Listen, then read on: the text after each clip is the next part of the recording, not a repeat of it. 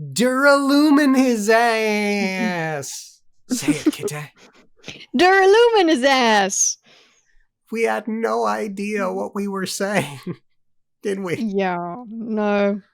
Look, we didn't, so I don't feel like bad about that. We didn't know what it meant. And listen, we were also talking in context. To be fair, we were also talking about duralumining people.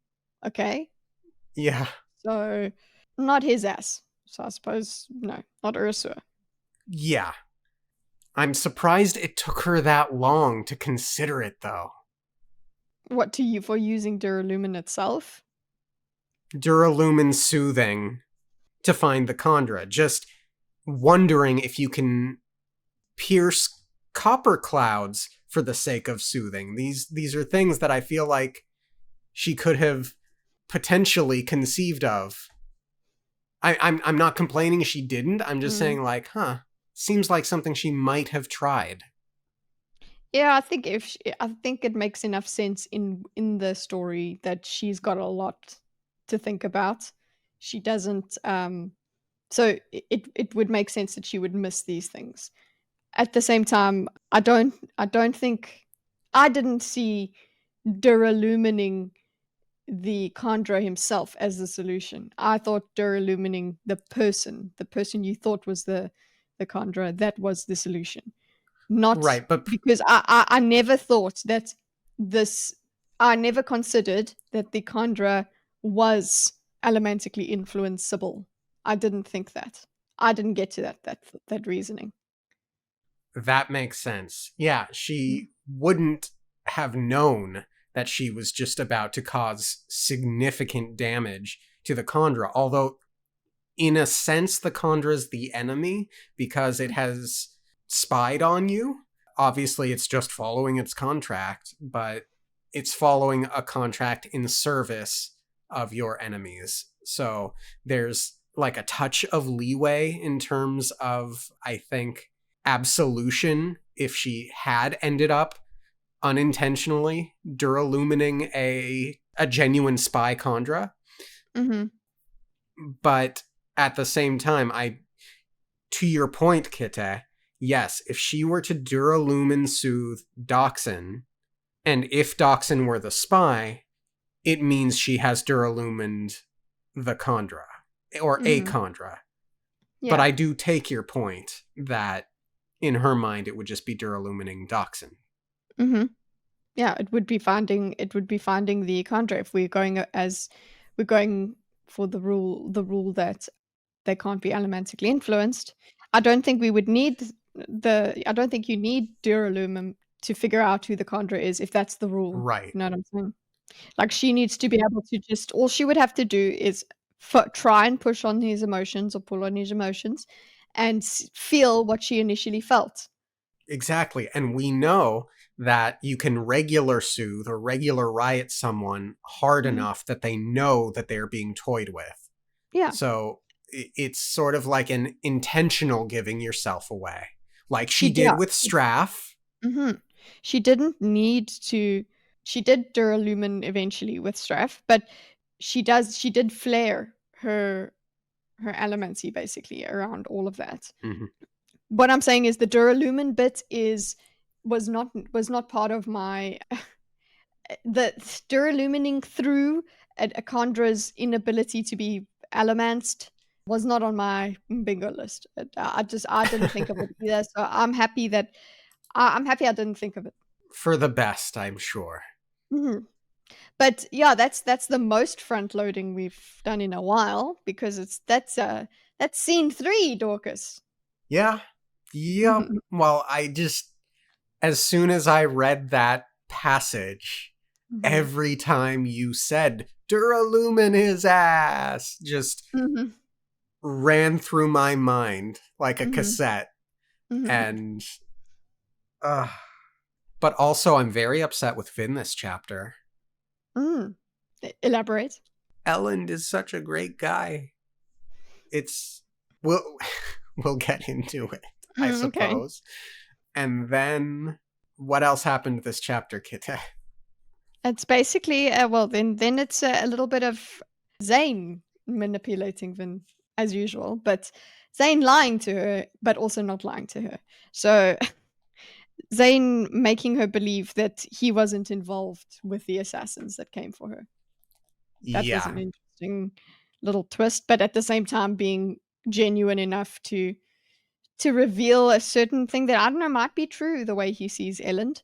So yeah, Yeah. we've got Elend, the good guy, and Zane the bad guy, and then we've got Vin the bad guy at the end, basically. Yep. In a small way, I think we have some more insight into Zane's intention in elaborating the assassination attempt as he did. Yes. Uh, Yeah, we get explanations. yeah. And that makes sense. It's a dangerous gambit, but we'll get into specifically what that gambit is Mhm. later on. Yeah. And, well, let's start with the epigraph, shall we? Mhm. And yet, something about all this seemed so convenient. It felt almost as if we constructed a hero to fit our prophecies, rather than allowing one to arise naturally. This was the worry I had, the thing that should have given me pause when my brethren came to me, finally willing to believe. You still look see previous comments like cool, I understand. You're reiterating, okay? You're just I'm reiterating the whole idea of we looked for the we've had this conversation. So this far into the book, I Mhm. am convinced that the rest of the epigraphs are going to be exactly like this one. We're never actually going to get to the point, and Sanderson is pretty much just trolling us with this. I'm convinced. Sanderson. Okay. I did look at the names of the parts that we've got, right? And which I think is not reading ahead because it's literally in the beginning of the book. In the index, it tells you which how many parts there are in the book. And we had knives. We are on parts 3 or 4, whatever, where it is knives. Then we have the next part, which will be snow, ash and snow, or something like that. And then eventually, I don't know when, I don't know what comes off after what, but eventually there is a part that is called words in metal or something like that. So it's carved in metal, something like that. So maybe we'll get more information then in that part. And also that makes me just also want to bring up the remember you asked me if last week if we are going to the Well of Ascension.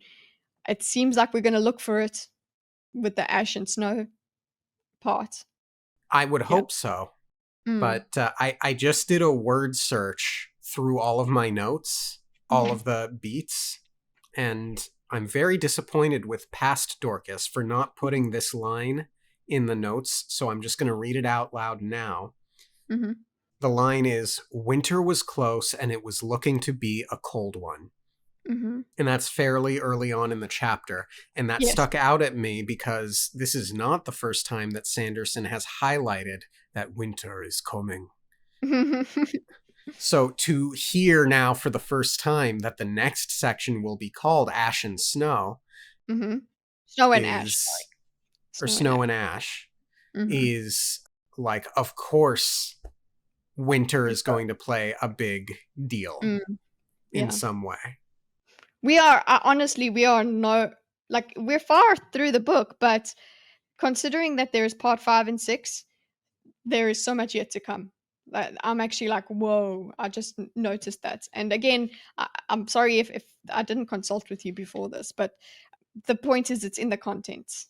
Yeah, I have no problem with you having looked Mm. at a page before the book. I Mhm. don't count Yeah. that as reading ahead, personally. Yeah. If you disagree in the chat, let us know. Yeah. Of course you But I can. think that's Yeah. fine. Mm. In fact, for Hero of Ages, maybe we can make a point of looking at that before we even read the prologue and discuss what Mhm. we think they might mean. Yeah. Let's try and remember to do that. But I also know the Sanderlanche is a Mhm. thing in the Mhm. Sanderson community. So I'm expecting that avalanche. Oh gosh, is there going to be an avalanche in the snow? Um, Maybe. Maybe it's literal and literary. Uh-huh. Oh man, if Sanderlanche became a thing in part because of his writing style and because he puts a literal avalanche in one of his books, I will applaud Sanderson. That would be great. Why not? But yeah, that basically my point is the reason I brought up the names of the parts in this context is part 6 is words in steel. So that just made me think of, we finally find out what Kwan was trying to talk about, whatever. So I'm in agreement that these epigraphs are not going to reveal much to us Yeah. going Until the forward. end, Yeah. until Words in Steel.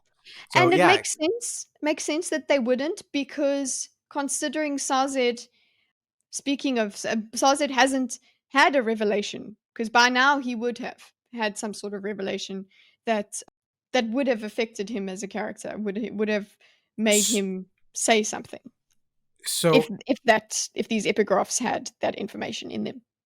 that is a really, really interesting point. So in one of the previous epigraphs, he mentioned that he's hiding in a snowy cave, right? Hmm. Now, and that made us revisit our theory that Quan more or less left with Alendi on the way to the Well of Ascension. Hmm. So now I'm imagining this situation in which he parted with Alendi under whatever terms they may have been. He ran and he was writing these messages in steel on his way from the Well of Ascension. So I'm imagining like a series of metal sheets, more than just this one, that Hmm. Vin and Sazed, if Sazed goes with, or Vin and Zane come across as they journey to the Well of Ascension. And Hmm. maybe in that way, we will get more of the specific points and beats that Yeah, happened in that. more of the revelations or whatever information we need. Yeah. Excellent find, Kitty. Yeah, part 6 words in steel. So maybe we get maybe we get more. Amazing. He has said nothing, and yet we want more. Hmm. It's look at him go. And what? Look at us on the epigraph. New notes on the epigraph. No, no, basically the same thing. But hey, we have to look at it every single time. So, scene 1. So in scene 1, we get Ellen watching over Vin as she recovers from her battle. And the first line that really stuck out to me was, "It felt odd to be beneath his protective care, for she was the one who usually did the guarding." Mhm. And one of the commenters, forgive me, I don't remember who, I try to remember who makes these comments. I've become fairly decent at recognizing a lot of your names. Thank you for commenting. Said something to the effect of Sanderson likes to take characters and reverse their roles. And I think Mm. this was in reference to Vin studying the logbook. And this feels like, it is directly a role reversal. So that line Mhm. made me think of that comment, and it's just good guy Ellen. So good. Yeah, so we know that Elend is shook by what happened in the previous chapter, but he's still looking after her. He still knows that he still cares about her. He knows he should, at least. He knows Mm-hmm. that he should be in there. He's not.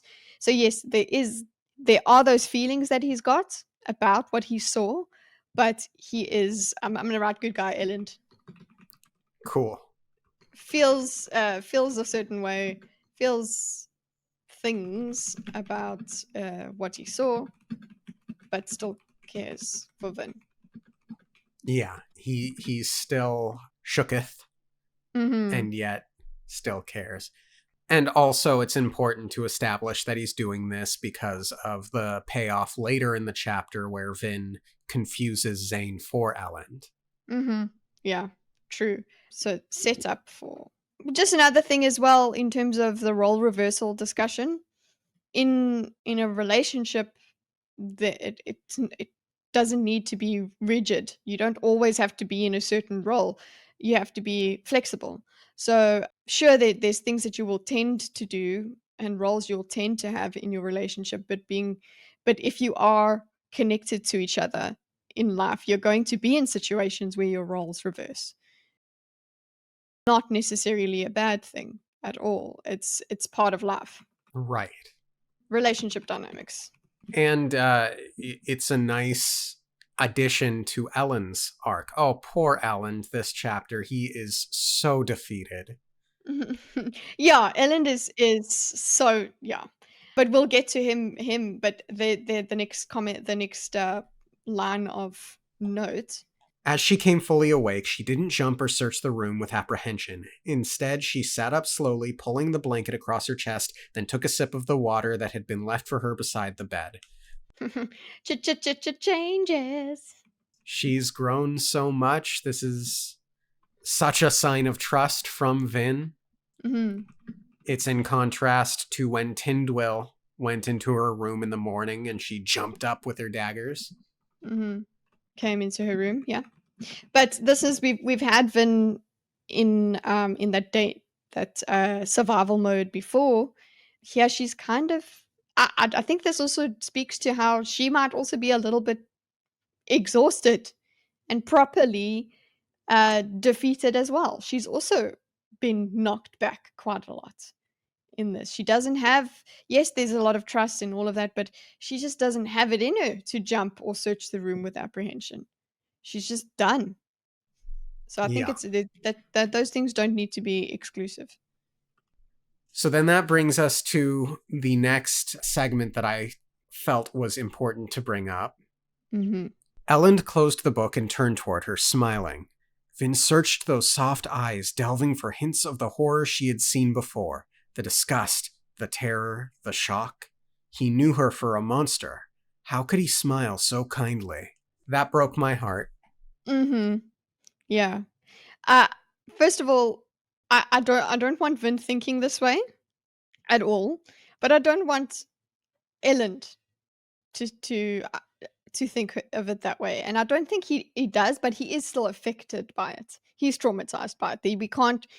We can't take that away from him, and we can't blame him for it, I don't think.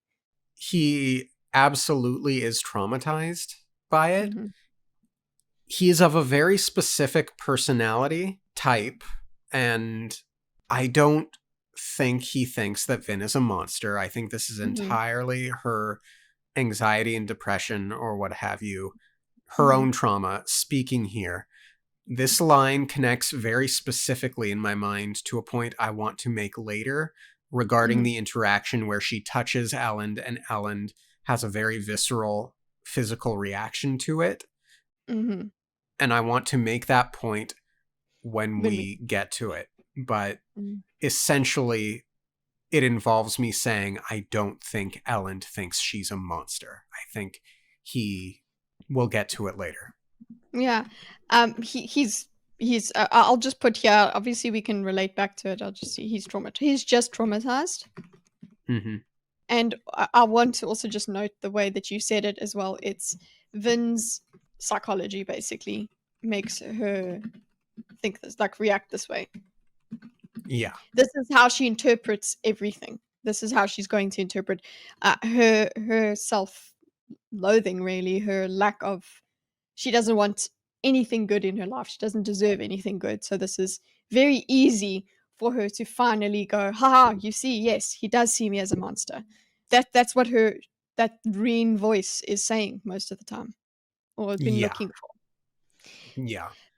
So then we get to our next beat, which is Vin essentially asking, "Why are you here? Why are you watching over me like this?" And Elend says, "I just wanted to be near you." Mm, Good guy, Elend. Vin, how could you mm. think he thinks you're a monster? He clearly cares so much for you. Yeah, and she's just like, oh well, I'm not dying, so it's fine. Like, so that's just that works. I think that I'll even put like a little relation here is that she really thinks she asks him. That's her basically saying like, "Why do you care about me?" Essentially, like, what kind of question is that? What are you here for? I'm not dying is a stupid question.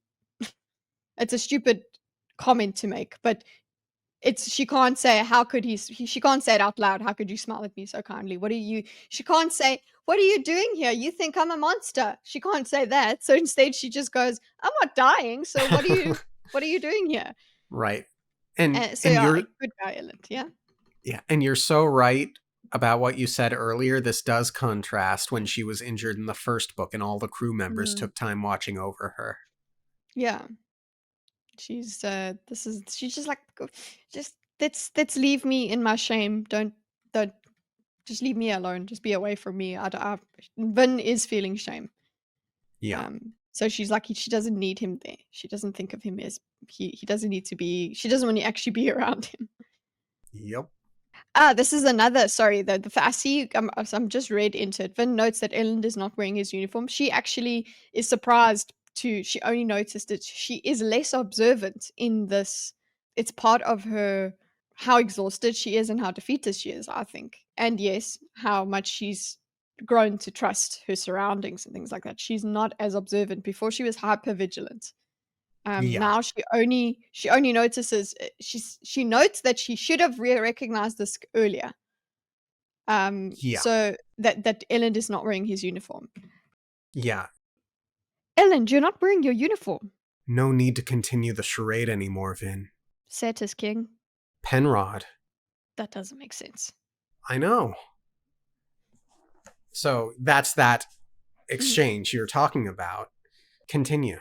Yeah. So the main point that I wanted to talk about here is just one of the main bits was she should have recognized that his uniform was different, or he wasn't in his uniform or something. She would have been hyper vigilant before. She's in a weird position of wallowing in self trauma Mm-hmm. and feeling comfortable at the same time. Mm-hmm. Yeah, it's just I like the character work. Basically, that's gone there.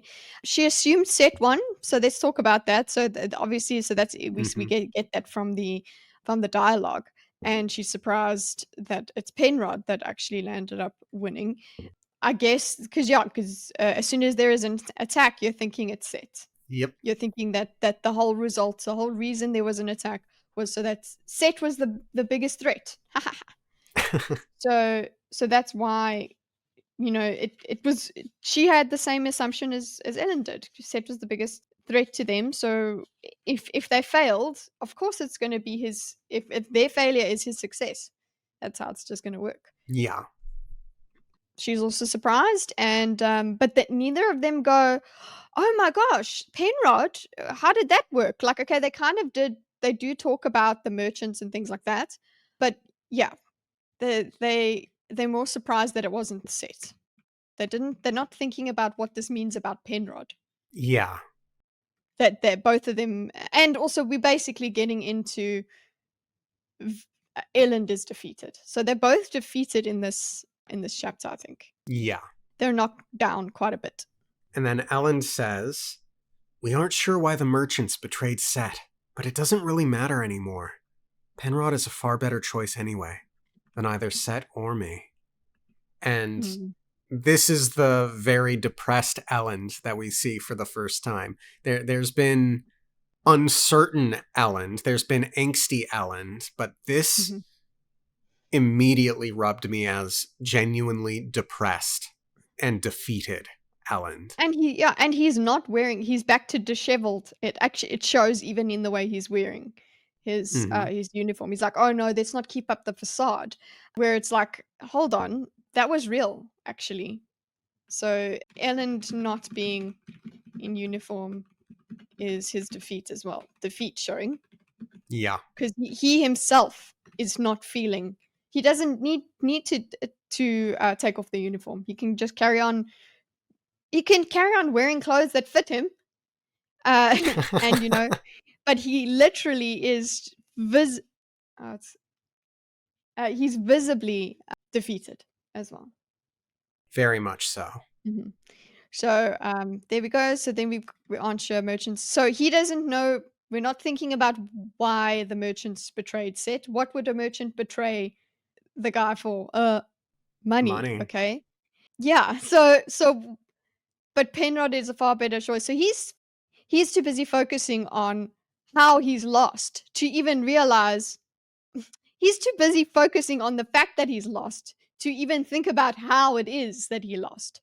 He's more Yeah. like, "Oh no, Penrod is better than me, so it's fine." So it's just Like, this no, you were main just bought out. yeah, yeah, exactly. But he's just like, "No, Penrod's better." So I actually I wanted to put extra notes there, but this is just Ellen being defeated. Yeah. And then Vin says, You know that's not true. and I agree. Good. Say that, Vin. And Yeah. it really contrasts with Ellen's whole I am the right person for the job because I am in this position. And now he's like been unburdened by that position. And Mhm. for a long time during election season, he fought and he fought and he fought for it. And now that it's over and done with, he drops that. Yeah. But He doesn't he no longer holds this. He yeah, no longer holds the belief that she has. yeah. But I really believe that that's the defeat speaking, not Mhm. his rational self. Yeah, it's the defeat speaking. It's the emotional broken down. Then we get into more of his motivation on Right. why he's struggling with this. Why can't he just say, "No, I'm the best man. I should have won." And Because yeah. we know he's an idealist. Sanderson has Mhm. hammered away the point time and time again that Elland is a good man. Mhm. And even with Sazed saying, let's start with a good man and then work on the king thing after. Yeah. It's a big thing, I think, in this book. Yes, he knows he's right for the job because he's a good man. Mm. Exactly.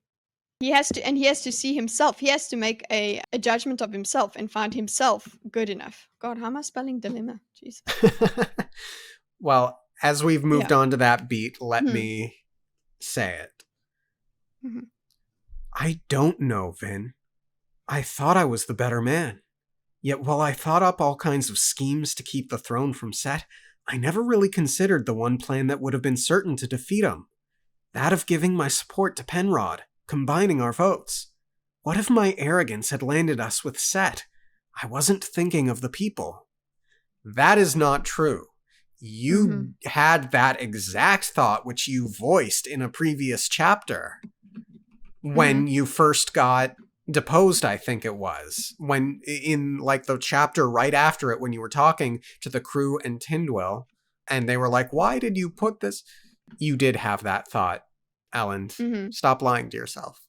No, he's just like he's really wallowing in it, which I'm not frustrated with it. I can understand it. Mhm. Agreed. He's like, no, my arrogance. So he's just characterizing. He's catastrophizing. He's doing all of the cognitive behavioral things that you do when you're not feeling good about yourself. Yeah, he did, and he's just making this all of the events. He would rather believe that the people were right than believe he is a good person. It's like, nah, the people obvious I don't want to be disappointed in the people, so I would rather be disappointed in myself.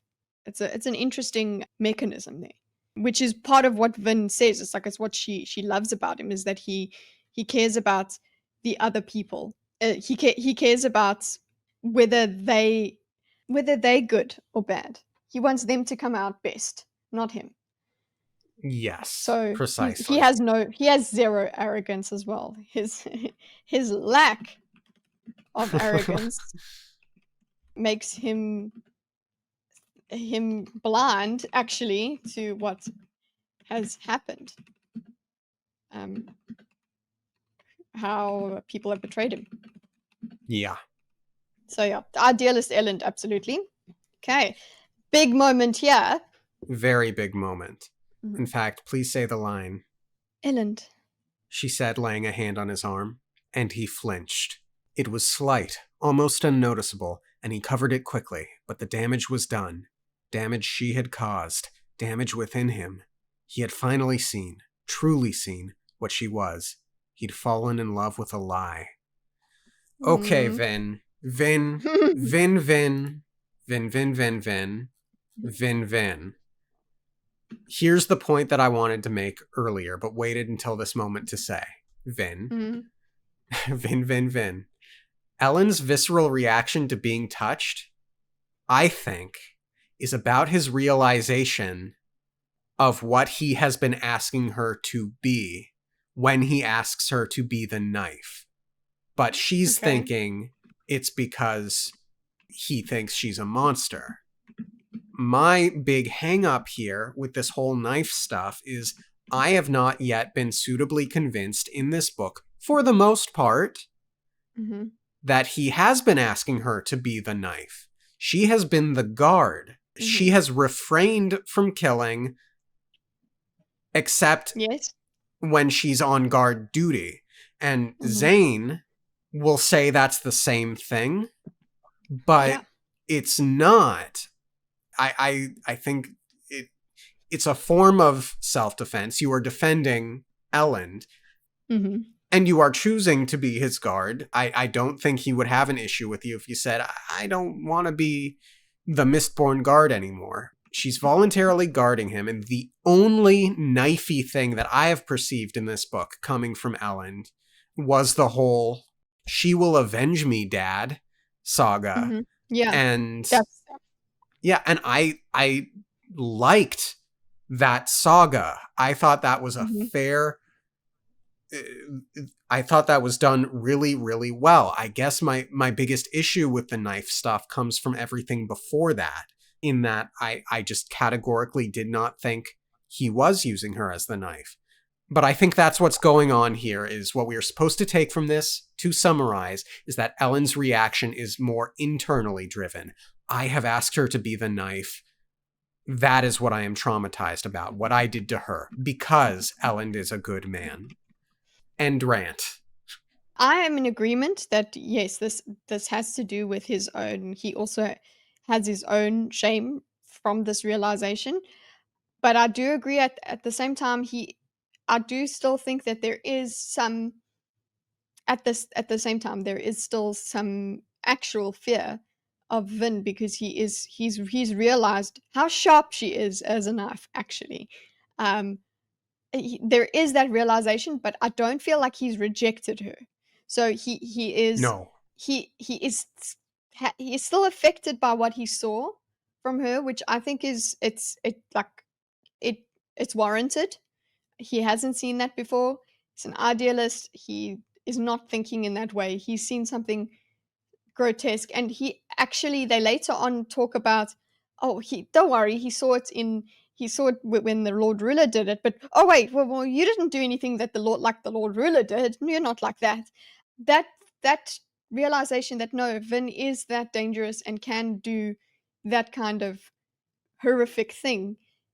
I do feel like that has taken a toll on Ellen, but not the toll that she thinks it has. She thinks that he's gone, oh, she's a monster, I can't handle her. It's more, that was freaking crazy. And I think that's normal. That's okay. It's nothing that should end your relationship, I agree. in my opinion, because of the way these two are. But she's like, okay, well, she's been looking for this excuse that, you Yes, see, that's I been am a building. monster. Yeah, she's like, I am a monster. I'm not good enough for him. You see, I've only proved it. Now you see, he doesn't love me. He fell in love with a lie, because I'm not the real, so yeah, I'll say Vin's psyche taking its toll, and I'll just say Vin wants a reason, yeah? From a writing perspective, I think this moment has been totally earned. Mm-hmm. Yeah. The building blocks have a sturdy foundation. Mm-hmm. Huge earned moment. Yeah. Okay. And then she goes on. There's just more pain from Vin. Yeah. I think she thinks this. I love him so much. Why? Why did I let him see? If only I'd had a choice. And Yep. then we've got Vin. But from there, she didn't have a choice. She had to. It was now or nothing. Now or never kind of thing. So she Yes. did not have a choice. And I It think was Ellen is smart self-defense. enough to, yeah, Ellen is smart enough to also notice that. Yeah. But at the same time, that makes him go, oh, so this is what I've been expecting her to do. So going back to your, sorry, I'm now just realizing I didn't voice it. When you spoke about you don't think that Ellen's been using her as the knife or whatever, he has been, but he hasn't been seeing her as the knife. He hasn't been seeing her. The point is, to everybody else, she is. Zane is not completely wrong about Vin being. Vin is basically a force. She's an army, um, in her own right, and he has used that. He has. He just hasn't seen it in that way. We have Penrod in the previous chapter where the boy said, where the boy, what the boy says she goes. She does. She goes around. She is visibly the knife to other people, but not to him. I agree, not to him, but look how she's been acting, what she has been doing. She's still a She's, knife. She's a knife with intentions. to my understanding, I mean, if our barrier for entry into knife territory is just Mm-hmm. merely the fact that she is mistborn and in his proximity, like on his side, essentially, Mm-hmm. without having to take any other sort of action, sure, I guess she's the knife. With regard to actions she has taken, we've seen her killing assassins, people who are intent on harming her and her friends. Mm-hmm. It seems to me that she more fell into that role by nature of her talents. And I guess Zane's argument then is earnestly, if you don't want to be anyone's knife, we leave society altogether. Yep. But I don't, how people interpret what we say and do isn't really up to us. We can Mm-hmm. do our best to influence our other people's perceptions of ourselves. You know, if I wear a nice, as we've learned with Ellen, there was a distinct difference in how he was treated when he started dressing differently. Mm-hmm. But other people thinking that Vin is the knife merely because Vin is defending her friends, I still am not yet convinced makes her the knife. I fall back on my argument that the most knifey thing that Yes. she has Mm-hmm. position she's been in was the Avenge Me saga. Yeah. So what you've said there, and which what I am also trying to get towards, is that what society sees her as is the knife, so that is still the thing. So that was my initial point. Okay. But he doesn't see her as that. he's Right. he's used he's used the knifiest thing. I agree that he's done is there when he said she will avenge me and whatever. That didn't take away from the fact that, yeah, she would. It doesn't matter. It's that he wasn't lying. He wasn't just using that as, oh, haha, look at this. That's just actually the reality of what it was, that she does have feelings for him, and therefore she would protect him. But what she is dealing with, and because of Zane obviously stirring the pot there, she is dealing with the way other people see this. She needs to decide how she sees it. She doesn't know yet. She doesn't realize, and she has struggled with it. She doesn't realize that, she doesn't hold on to it strong enough, that, no, I'm just like this because I care. Because we know that about her, and we've said it about her. We was asserted it all the time that she is not the knife. But Vin herself is is taking that interpretation from other people and deciding that, yeah, she's the monster. She's a monster. She's a knife. That's all she is. I'm only good for killing things. That's what she's doing. She's taking that external thing and making it Yeah. the internal belief. That's all I'm trying to say. I agree with you. I agree with you. Ellen hasn't seen her as such. Now he realizes that, oh, look, he's been using her as the knife, and that is quite scary. Yeah. I feel like Mhm. something has been reframed for me, and I feel like I'm just on the cusp of really comprehending what you've just said, Okay. but I need to sit with it and Thank you. toy around with it for a bit. But yeah, it's a very much a compliment. I feel like I've had some sort of internal shift Mhm. through this mini discussion we've Yay. had, um, which I'm is a good sorry that thing. I Yay. don't make I'm so more glad you sense, do but this I, with me, I hope, Kidda. yeah, as long as you got some sense out of it, and it just let it. If you listen to it over and over again, maybe it'll make sense Yeah. more. Uh, yeah. So then we've got "He's Betraying You" by Yeah. Reen's voice. Everyone will leave you eventually, Vin. That's exactly what I'm talking about. For her finding this, she's not allowed to deserve love. She's not allowed love. She doesn't. She deserves to just be the knife. And you know what? Now, if she's not useful, people will leave her. If she's too useful, people will leave her. She's just not worth it. That's what her brain is trying to always tell her, which I think is very well done. Agreed. Mhm. I wonder if she goes with Zane, whether or not Reen's voice will continue to plague her, because I've connected Alendi's whispers to her whispers to the whispers she had at the end of the first book to God, Mhm. meaning Zane's God.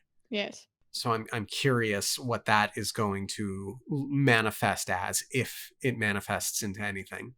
What will these we so we will she have this resurgence of this voice, or That's will what I'm she? thinking, because I'm wondering if they're Mm, coming like from the same source. I'm wondering if they are one and the same, and mm, this Vin just happens to conceptualize her negative thoughts or whispers as as Reen. Reen, and Yeah. Zane just happens to conceptualize the whispers as God.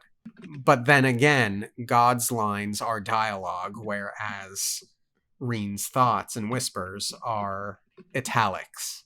Mhm. Yeah. So I'm just putting that, so I maybe just put in notes. It's just noting that that's it. Like, you're just reminding us of that theory as we go cool. along. Yeah. Now we go back to Ellen. I suppose we've got, it's quite an interesting thing. We're internally we're with Vin, but then we also get a big view of what's going on inside Ellen. Yeah. The thing is, Vin, I never really thought it would turn out this way. I trusted them right to the end. The people, the assemblymen they chose. I trusted that they would do the right thing. When they didn't choose me, I was honestly surprised. I shouldn't have been. We knew that I was the long shot. I mean, they had already voted me out once. But I'd convinced myself that was only a warning. In my heart, I thought they would reinstate me. Now either I have to admit that my faith in them was wrong, or I have to trust in their decision. There is I'm finding it difficult to articulate, but this is very much a parallel of what's going on in Vin's head as well. She, in her heart, she wanted to believe that, I'm actually kind of confused about in what the in her heart part would be, because this mechanism is the same. I need to think about this a bit more. Because he I thought they would reinstate me. Now either I have to admit that my faith in them was wrong, or I have to trust in their decision. So either I Vin has see to it. admit, yeah, either Vin has to admit that her Her faith faith in Ellen's way. in Ellen's way was wrong, or she has to trust in loving him, or that sort of thing is happening. She's got to admit something to herself, or there's this weighing of what would be worse, thinking of Ellen as a bad person of not understanding me, or thinking of me as a bad person and not deserving love. Oh, it's so much easier for me to think of myself as not deserving love than of thinking Ellen is less. Ellen doesn't understand. It's so much easier for me to ad- to say I'm not worthy than to say Ellen is not worthy. So that's the dynamic that's happening. I don't feel like I've articulated it as well as I wanted to, but I'm noting it. That's all. I don't know. Parallels to Vin. Cool. Vin's own predicament. She has the choice. So we'll get back. Well, I suppose we have to get back to discussing what this means for Elend. I'm still focused on Vin. She has the choice to between finding Elend not good enough, him not understanding, or finding herself Well, good enough for Elend. So much easier to decide. She is unworthy. Yeah, I'm seeing it. Okay. and she reflects on having fallen in love with him. And there was a specific line, a man who would rather believe that the people who had dethroned him were simply trying to do the right thing. I think that speaks to what you were just saying in a little bit of a way, yeah? Absolutely. That's it. She he's too good for me. This is what I love about him. He's too good. Therefore, I can't let him. He's so good that I will make the decision for him. That I've decided I am not good enough for him. He's so good. He'll think that I'm worthy of him, which is what he actually has done. Yes, he flinched, but he has done that. He has processed, I think, that okay, I've really put Vin through a lot here and feeling shame and all of that. He's still, as much as he's disturbed by Vin, I still think he values her. I'll be very disappointed if he was not angry at himself as well for being scared of Vin. Because you'd be like, he knows that this is wrong. He knows he should be by her side anyway. Yeah. But she doesn't want that. She's like, nah, he should leave me. He should reject me. Yeah, I mean, if we're talking now as if like what we would get out of an Elend POV of this scene. Mm-hmm. And yeah, I think he would chastise himself for the flinch and hope that he covered it well enough. Yeah. And he's worried about, look, we'll get to the look. Never mind. Let's just go. But yeah, she reflects on having fallen in love, and now it's over, at least in the form it once had, but she'd known all along that it would turn out this way. That's the Reen voice. Yeah. I knew it all along. That's why I couldn't say yes to him, because saying yes means that I value myself. In the same way that being disappointed in the assembly means that Elend is valuable. Elend's like, no, I would rather Elend would Elend would rather find himself deficient than the assemblyman. Yeah. So it's the same mechanism. That's what I loved about it. So good. Yeah. And yeah. And she's beautifully reflecting on all of Ellen's good qualities, and then you just get the most crushing passage. And now it was over, at least in the form it had once had. But she'd known all along that it would turn out this way. That was why she'd refused his marriage proposal now over a year past. She couldn't marry him, or rather, she couldn't let him marry her. Yeah, she couldn't let. Let implies Ellen does love her, and it's accepting, actually. It's accepting. Letting Ellen marry her equals accepting her herself. Yeah, again, it's like turning this around. We've commented on this in the past. He's too good for me. I can't let him marry me. It's not I'm not good. It's I'm not good enough for him. Yeah. And he's so good that he thinks I'm good enough for him. It's just his goodness. His goodness is the reason that I'm valuable, not me. Yeah. And it's directly in reference to Tindwill's lesson to Elend about Vin, about girls who have little self-worth and it not being in connection to their talent or their own worth. It's got to do actual It's hit more those. complicated. Yeah. So I want to do like Tyndall was right about insecure girls. Where is she now, though? Yeah. Get her in the room to talk sense into the two of them. Yeah, both of them are just they look like they're she's nerding out with her boyfriend, okay? So she's having a good old time. And look, that this did break my heart, this next part here. So let's get into it. Yep. Ellen confuses the sad look in her eyes for disappointment over having lost the election, and Vin thinks to herself, He doesn't know. He must never know how much this hurts. He's a good man. He tried to force himself to keep loving me. Force himself. Like that, yes, I agree that he would not force himself. He would continue loving her. That's it. Not force, not oh no, by principle I have to love her. It's more like he will have that moral question. I do think so. I do think he has to something has shifted because he has seen Vin in a certain light. Absolutely. At least in the form it had once had, yes, it's over in that way. And that happens in relationships. I think you when you're going to be with someone their whole life, you're going to see them in all different kinds of ways. But that doesn't mean you're all or nothing with it. You're like, oh no, oh I found them wanting in this position. That's over. We're done. Like that's what gets me about the whole red flag culture. It's like, yeah, red flag. But that's not how this works. We don't just put a stop sign in front of things when they're inconvenient. That's not how this works. That's not how love works. Yeah, and it's important to note here that this is a trauma thing. So Mm-hmm. what this brings to my mind is stories I've seen, usually in dramas of some kind or another, that involve a man and woman who are married and have been married for a long time.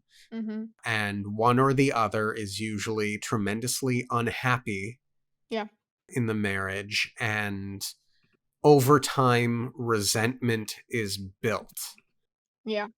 and then that leads to divorce. And it's the highlight of the resentment in these stories that is usually like a big part of character motivation and action. I don't see this event Mm-hmm. leading to resentment.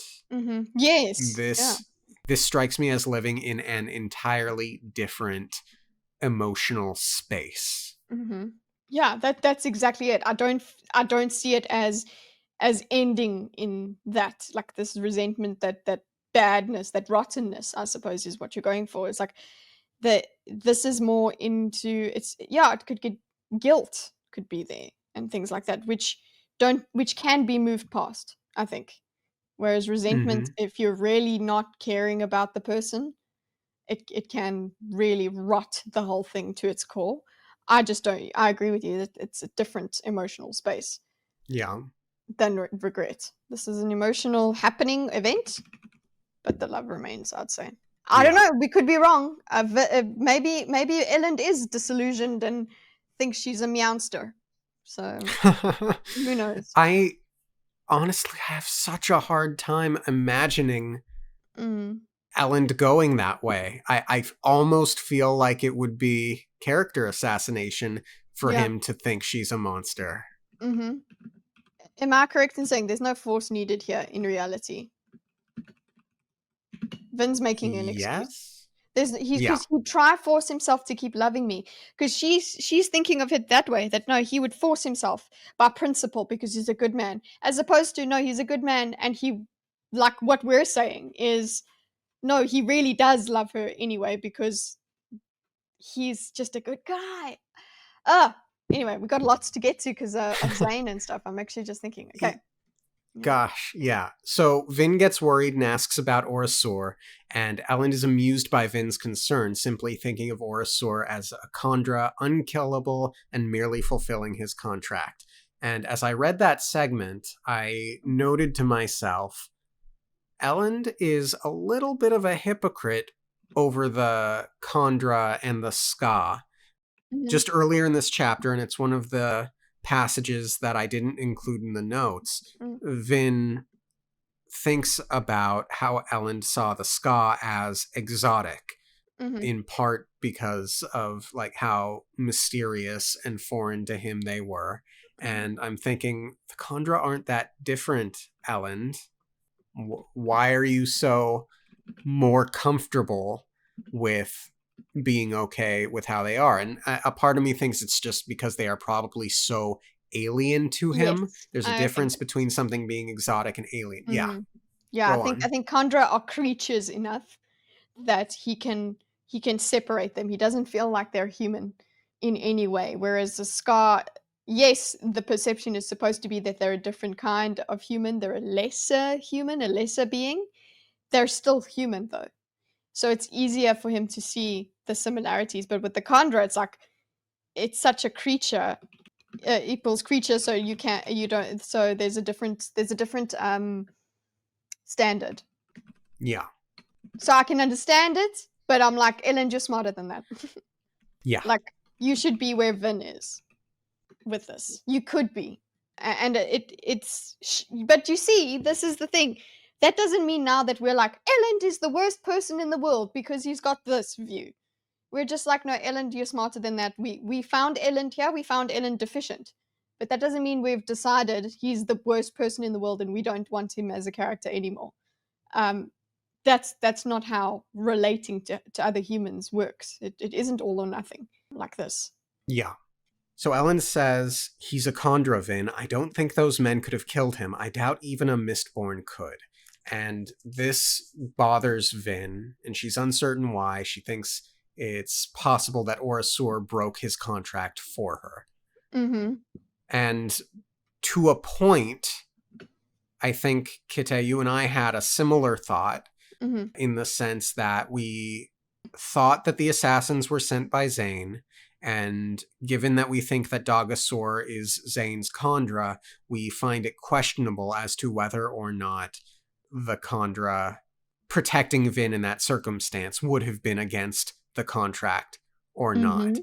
But the topic of the contract that comes up later regards killing people, not Zane and Dogasaur's Because contracts. So they can't talk about that because that's not part of their purview, yeah, their discussion, because they don't have the thing on the table that Orasur is not actually Orasur.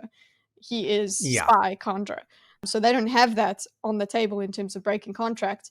But either way, the contract Vin is picking up. We always knew that at some point, because of this developing relationship, whether it is real Orasur or Dogasur. I suppose when we say Dogasur, we mean spy, dog. yeah. We've been Yeah, inconsistent, but generally yeah, speaking, that's what I've tried to do. yeah. Basically, so with Dogasur or spy dog, okay, we knew that at some point, because this relationship is developing, he's going to have to either we theorized, would he break the contract, what would he do, would he tell her? We knew that something like this was coming, and it is a freaking cool moment just to think that, yeah, he did even that, even in the context, if we don't even think of him as breaking the contract to Zane, because that's a big enough break. Mm-hmm. This breaking the contract in general means he can't harm humans, right? He's Yeah, he's skirted the line on her behalf. Well, I guess we'll talk about it a little bit more, but I think Orisa did break the contract for her, and it's possible. We still don't have confirmation, but it's possible that he broke the contract with Zane by helping her out. I do think it is possible that Zane said protect Vin, Uh, hmm. because he does seem to want to continue his relationship with Vin. He's trying to convince her to leave with him. So I could go either or on this. I Mm. really could. I'm gonna say possibility, but either way, it's like in the terms and conditions of any Condra contract, they are not supposed to harm humans. Mm-hmm. So it is still a big step for him to have taken part in the fight at all. Vin is Yeah, absolutely right. No matter which contract he's fulfilling, he went in the T's and C's and did a little bit of a jig to get through that. Like he does speak. He's very adamant. Like, hey, I did not break my contract. He's thought about this. He's got the arguments already. Yeah. Being told he's got the possibility of being told to protect Vin, but at the same time, it's hey, harmed a human. Yep. That's it. He did break the contract because he harmed a human. No matter whether it's Zane or Vin, he did harm a human. And then Vin asks about the armies, and Alan says Set is holed up in Keep Hasting. So in a little bit of a, well, not a little bit, in a big way, his gambit did not pay off. It actually may have been very clever of Phelan to get Set trapped in the city if Phelan knew that he was always going to betray Set in favor of Penrod and Straff. That is actually quite clever on Phelan's part. I don't think Phelan knew. The one that I think I don't. He would have considered maybe that. That would be a good position to be in. But he didn't know for sure that he was going to get Penrod and Straff under his wing. He was just playing the board as it was. But they are confused about Set. Why he's in the city. Yeah, but then again, I think there is still an argument to be made that for Set, the safest place to be right now is in the city because of the Kolos. So maybe he is still there by choice. He is safe by Kolos. He doesn't give a shit about his army. So it's like correct. So he's fine. As long as he's fine, he'll see what happens. See if he can pick up the pieces afterwards. Yep. Then the conversation turns to Straff. And your father? Silent. It's strange, Vin. This isn't like him. Those assassins were so blatant. I'm not sure what to make of them. The assassins, you've identified them? Nobody recognizes them. Maybe we aren't as familiar with the noblemen out in the Northern Dominance as we thought we were. No, if they were from a city as close as Utreo, some of them would be known, wouldn't they? I thought I recognized one of them. That first sentence about it not being like Straff is important because it reinforces Zane's argument later regarding how it probably wasn't Straff. Yeah, it helps open that door and make that a possibility. Yeah, so that's a subtle Sanderson that you're not going to catch on first read through. I think. Yeah. So yeah, helps it. So the strangeness helps Vin be convinced by Zane later. Yeah.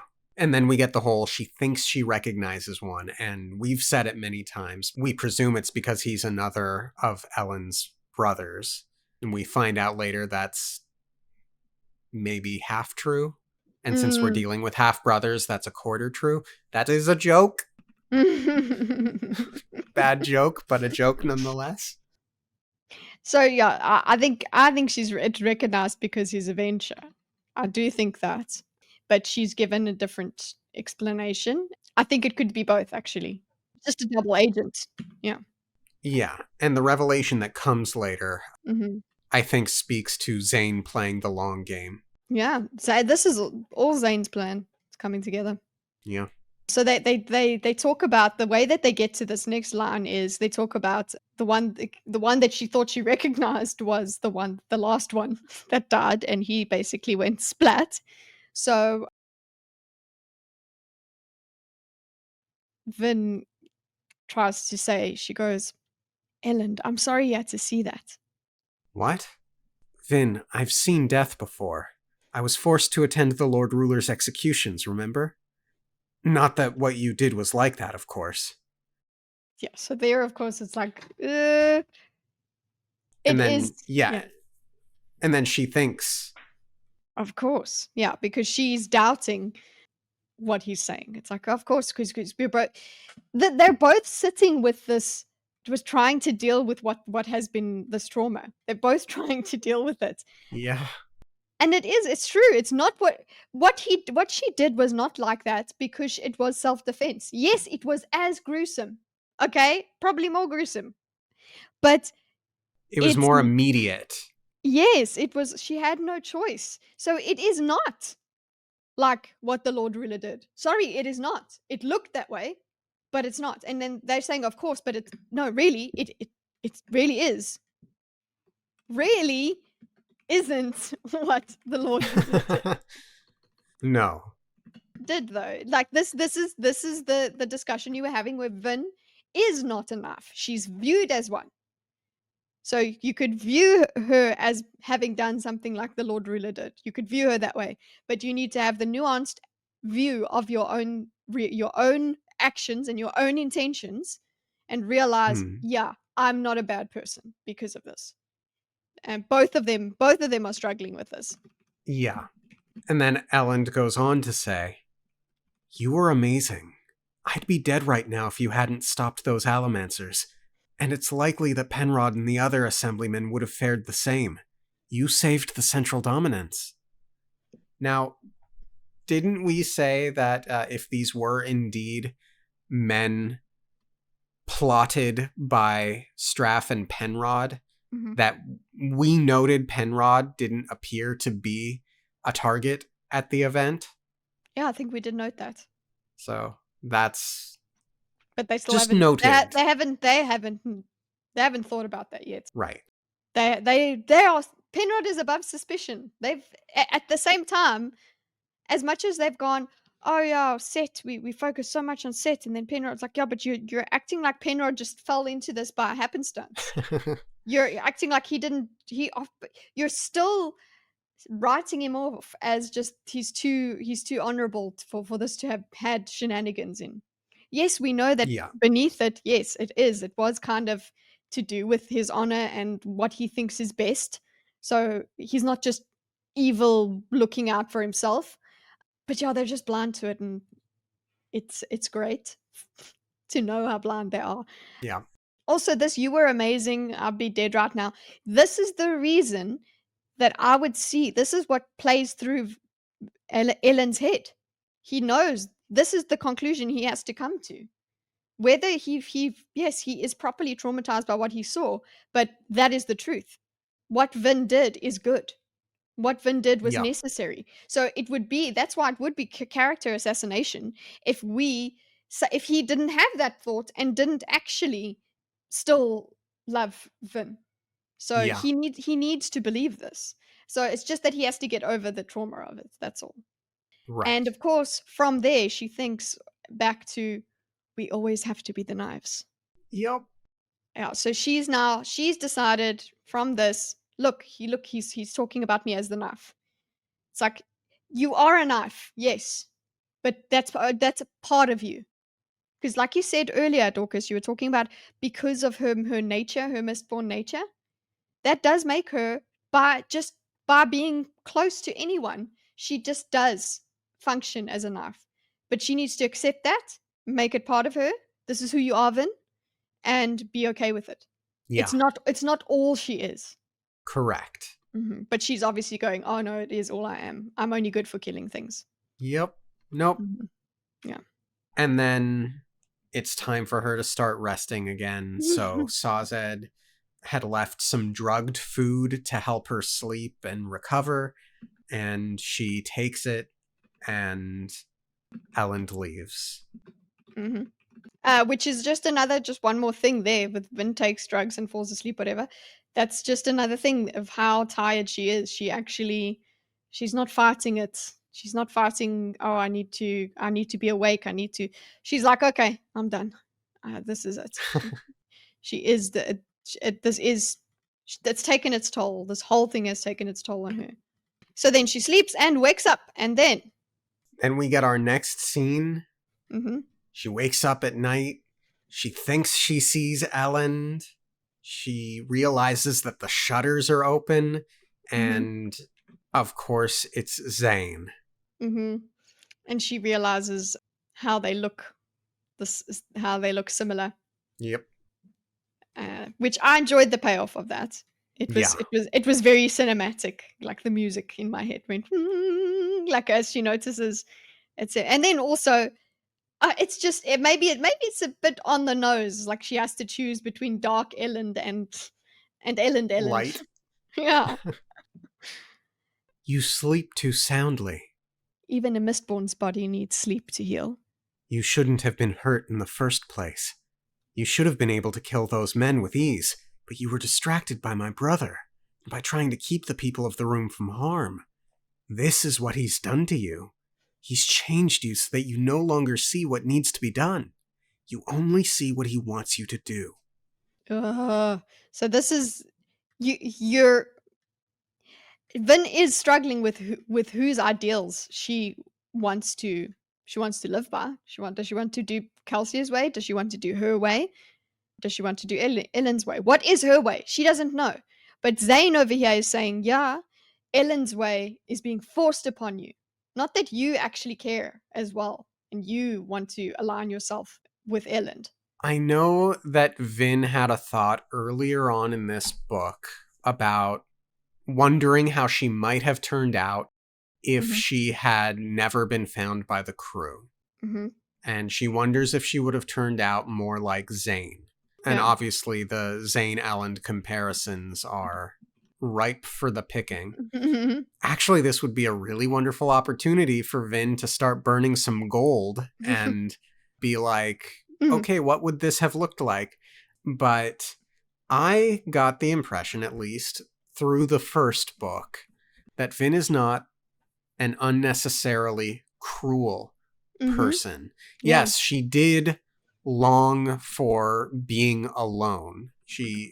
In fact, her very first scene is her in that secret hiding space or something where she's just appreciating the opportunity to be alone.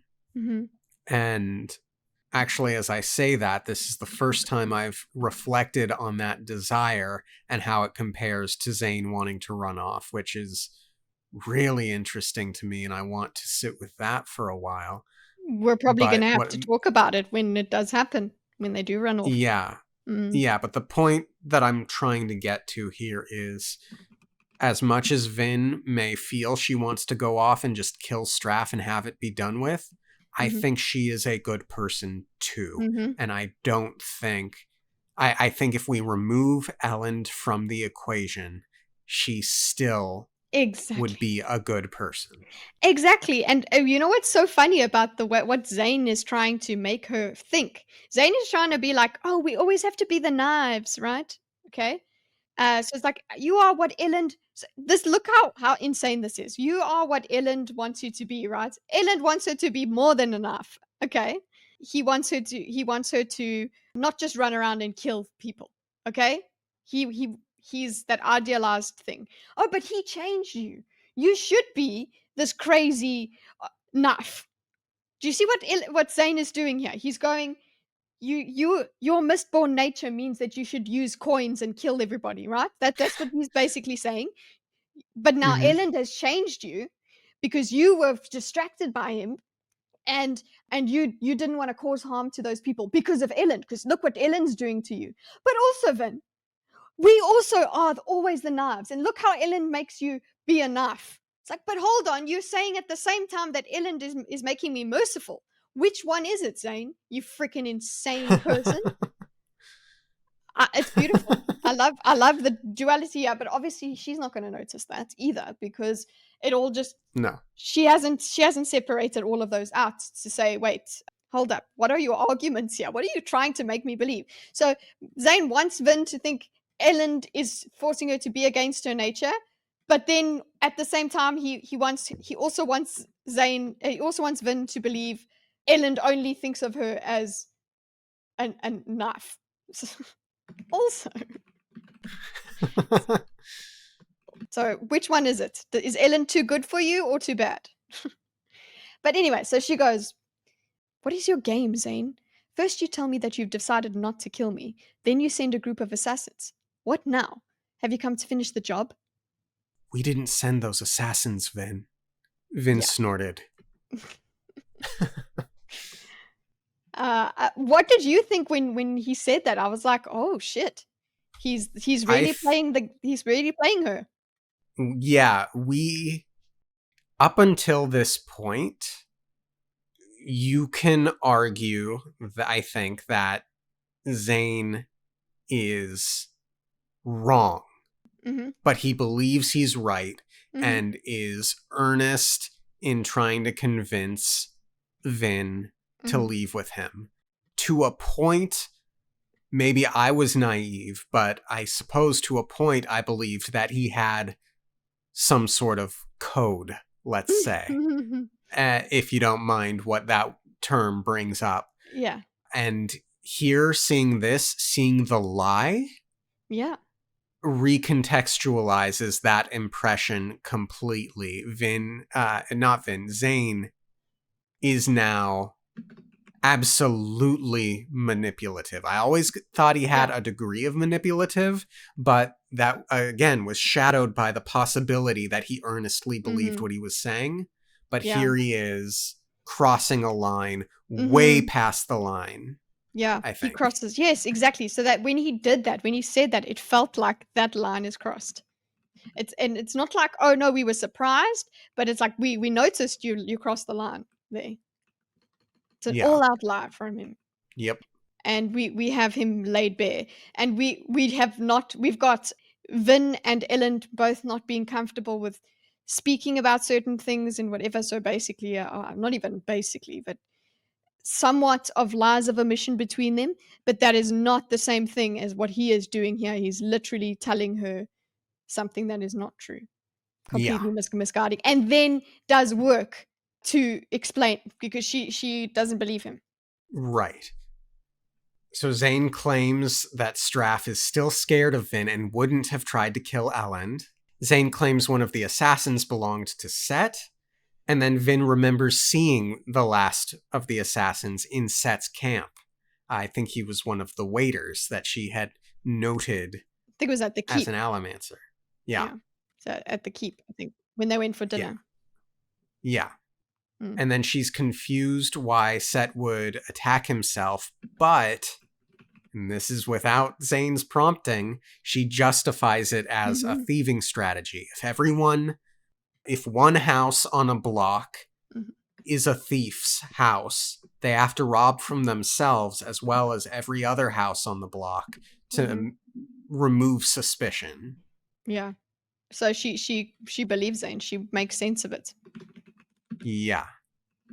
He knows he's used her ability, the way that she thinks, against her Mm-hmm. for him. So yeah, so she's like, okay, cool, that makes sense. And then so then this is supposed to, I don't know, the fact that Zane claims Straff ordered the merchants, offered the merchants more wealth than Set offered. That is a bit of truth, of course, that he's letting her in on, right? So it's like, oh, by the way, Straff is behind all of this. He's behind the merchants flipping. At least he tells her that.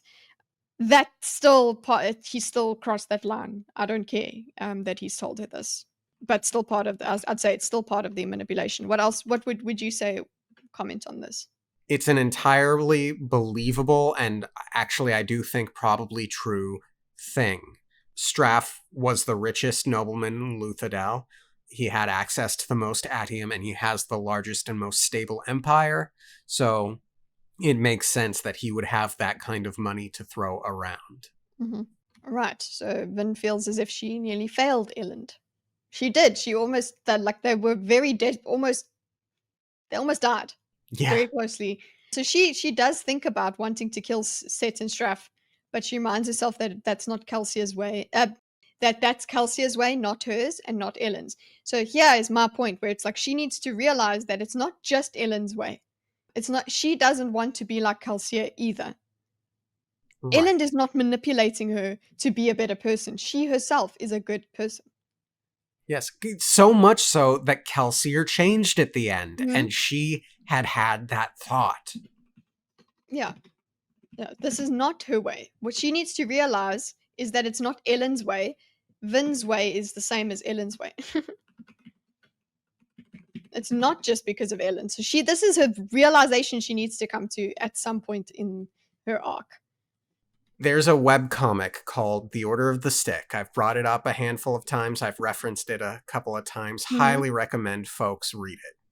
So there is this really wonderful story arc that involves a being of pure negative energy Mm-hmm. suddenly being infused with like an overdose of pure positive energy, and that positive energy works and the evil is essentially destroyed, and one character apologizes to another.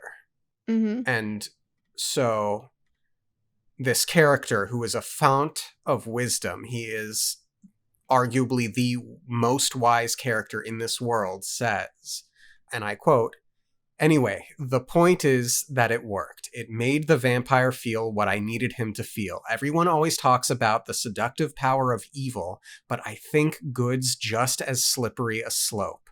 Doing good, sometimes even just seeing other people do good, feels good. That feeling gets to you eventually. Sometimes I think the only reason more evil folks do not succumb to it is that it feels bad to realize how bad you've been. Most would rather pretend to never feel nothing than experience the pain." And he's written with a very heavy accent, so it was Mm-hmm. a little hard for me to read without it. Mm-hmm. But the point of this is that Vin is inherently good. Mm-hmm. And us talking about Kelsier changing at the end and having this desire for a gooder world, Mm-hmm. it just reminded me of that quote, and it's one of my favorites in the series. Go and read it if you get a chance. Mm-hmm. But moving on, Zane says that he wasn't even there for the assassination. "I didn't even know what was happening until the people started piling out. You almost sound sincere, Zane. I have no wish to see you dead, and I certainly don't want to see harm befall Ellen." Oh, even though he's the one who had all the privileges while you were despised and kept locked away. "It isn't like that. Ellen is pure. Sometimes I wonder if I would have become like him if my childhood had been different." Again, burn some gold, folks. That's what it's for, probably. You This both exact can. situation. Yeah, you both can. Nobody cares about, nobody really thinks about that, hey? I wonder. You know, you could figure it out. You could find out. Yeah. I like that. Just hello. Gold your ass. Burn gold. Hello. Hey, everyone. Recording shenanigans happened, and we are now on day 2 of recording this episode. Hello and welcome to. Okay, we already did that. Oh, gosh. Our last comment was burn gold. Hello. Because he wants Zane, sorry, getting them confused. That's how it works. Zane wants to often wonders what his life would be like if it had gone a bit differently, if he'd been raised a little different.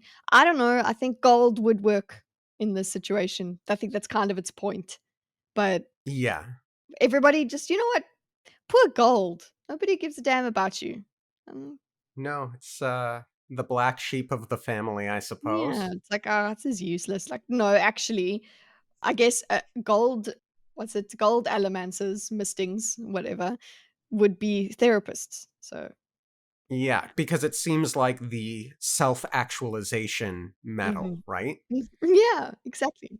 I have a small theory that if you duralumin gold, you somehow make the other you real in some, like, more real in some way, For a like maybe, certain, yeah, yeah, some for a you can certain speak amount of to them. time. Yeah, Yeah. yeah. I like that theory. Thank you. I hope we find out unironically. Like, I hope it's not just the strange stepchild that never happens We again. never figure it out. Yeah. Ugh. So we get into more of Zane explaining himself, literally, what he's like. Yeah. "I'm broken, Vin. Maddened. I can never be like Ellen. But killing him wouldn't change me. It's probably best that he and I were raised apart. It's far better that he doesn't know about me. Better that he remain as he is, untainted." Well, I mean, I'm in agreement a little in terms of, yeah, okay, they were raised apart. No, I don't. I'm glad that they've been apart because Zane is insane, but I don't want Zane to have been made insane in the first place. That's Yeah. I would have preferred two well-adjusted boys. I can only imagine that Elend would be a good brother Yeah. for whatever that means, and I think that might have built in a loyalty from Zane.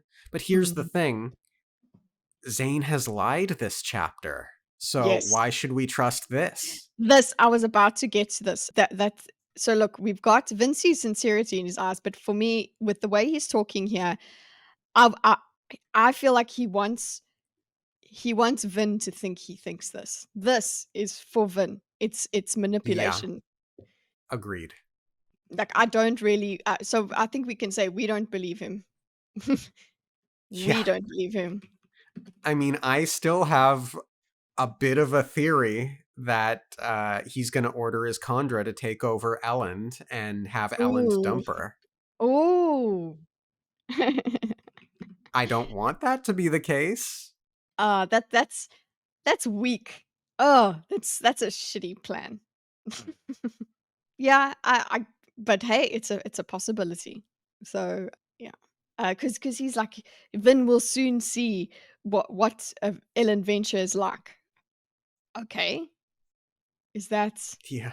is this what was this his plan, this whole untainted thing? So he'll Vin will soon see that she's also she only taints. That's basically what he's saying here. It's like she only he's reinforcing the idea that Vin only taints the goodness of Elend. Trying to say Right. Vin trying to get Vin to feel like she taints Elend too. That's what I think this Oh, manipulation is, oh, yeah. that would be such a terrible way to take that and such a cruel way to mean it. I But hate it. it's I yeah, love it, for but I for hate him it. yeah, for him to mean it, I honestly think that this is how he what he wants her to do with this. Killing him wouldn't change me, so this also okay, this part here, this makes him good to her. Okay, killing him wouldn't change me. I'm mad and care about me, Vin. I'm broken, right? But it's Hmm. probably best that he and I were raised apart. It's probably best that you and him, you and Ellen were apart. It's far better that he doesn't know about me. It's far better he doesn't know how horrible you are, Vin, because you're a monster. Remember that. But it's better that he remains as he is, without me, without you, Vin, untainted. So that's what he's doing here. I feel like, and Mm. then but Vin believes him, so that I would say, let's put a relationship locks this in success. Yeah, Like this is gonna make Vin's gonna think about this again, is what I'm thinking, and that's what he wants. I believe it. And then now this obviously, okay, let's continue with part of the speech. I'm not Elend. I never will be. I'm not a part of his world, but I don't think that I should be. Neither should you.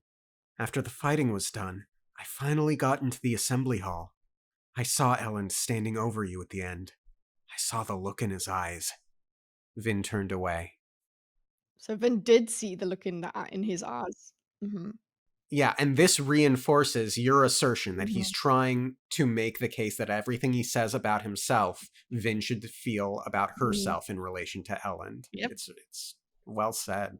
Yeah, manipulation continued. Does it replace all of this with, and also look, he's manipulation continued. If I go here, he's not part. He is Vin can be part of the world. Vin can be part of Zane's world. Choose Zane is like his campaign here. Choose Zane, vote Zane. That's his whole shtick here. And and honestly, that the fact that she did see that look, that makes this manipulation actually, it's becoming effective. So this Yeah. also hits home for Yeah, her. I look. And I I, hate that I saw the look in his eyes. Like, fuck you, Zane. Honestly. Ugh. another pathway forward for this story could be that she just up and leaves, doesn't say a word to Elend. She goes with Zane, and she continues to be wishy washy Mhm. about having abandoned Elend. Maybe Mm. Sazed goes in search of Vin because he believes she's the hero of ages, Mhm. and eventually the three of them will meet up, and we're gonna get a lot of Elend having to deal with somehow getting back of taking care of Luthadel without Vin, and that'll be the next stage in his arc. Who is he without Vin? Well, that definitely I wanna see that. I wanna see who is he without Vin because he's just realized what he's been asking Vin to be Yeah. for him. So that's a big crisis for his morality, his sense of morality. He's like, "Oh, damn it. I've been I've been encouraging her to be like this, basically, and not encouraging her like, 'Go and kill them all, Vin,' but I have been enabling this in her, and I need to make peace with that and figure it out." And as we've said already many times in this recording that we think Ellen is not gonna reject Vin because of this. He understands that he should be accepting Vin. It's traumatized him, but he's good. He will get over this, but I don't know if Vin gets over it in time, especially with yeah. I'm definitely here for the ruling Rufadal ruling Luthadel without Vin arc. Figure it out. Let's see what happens. But yeah, earlier on when we didn't know much about Zane, I was like, "Ooh, Vin can like Zane." Now I'm like, "Vin, you're smarter than that, love. Come on." Yeah. But he's so dark and mysterious and And damaged. he looks like Ellen. Ooh. Anyway. I wish you could have seen that look in his eyes. I saw it. She didn't want to remember it, but she had seen it. That awful look of horror. A reaction to something terrible and alien. Something beyond understanding. Mhm. So that's the thing. That's what he knows. Maybe he knew that this was there, but he wants to make sure that that button gets pressed. So the manipulation Agreed. continues.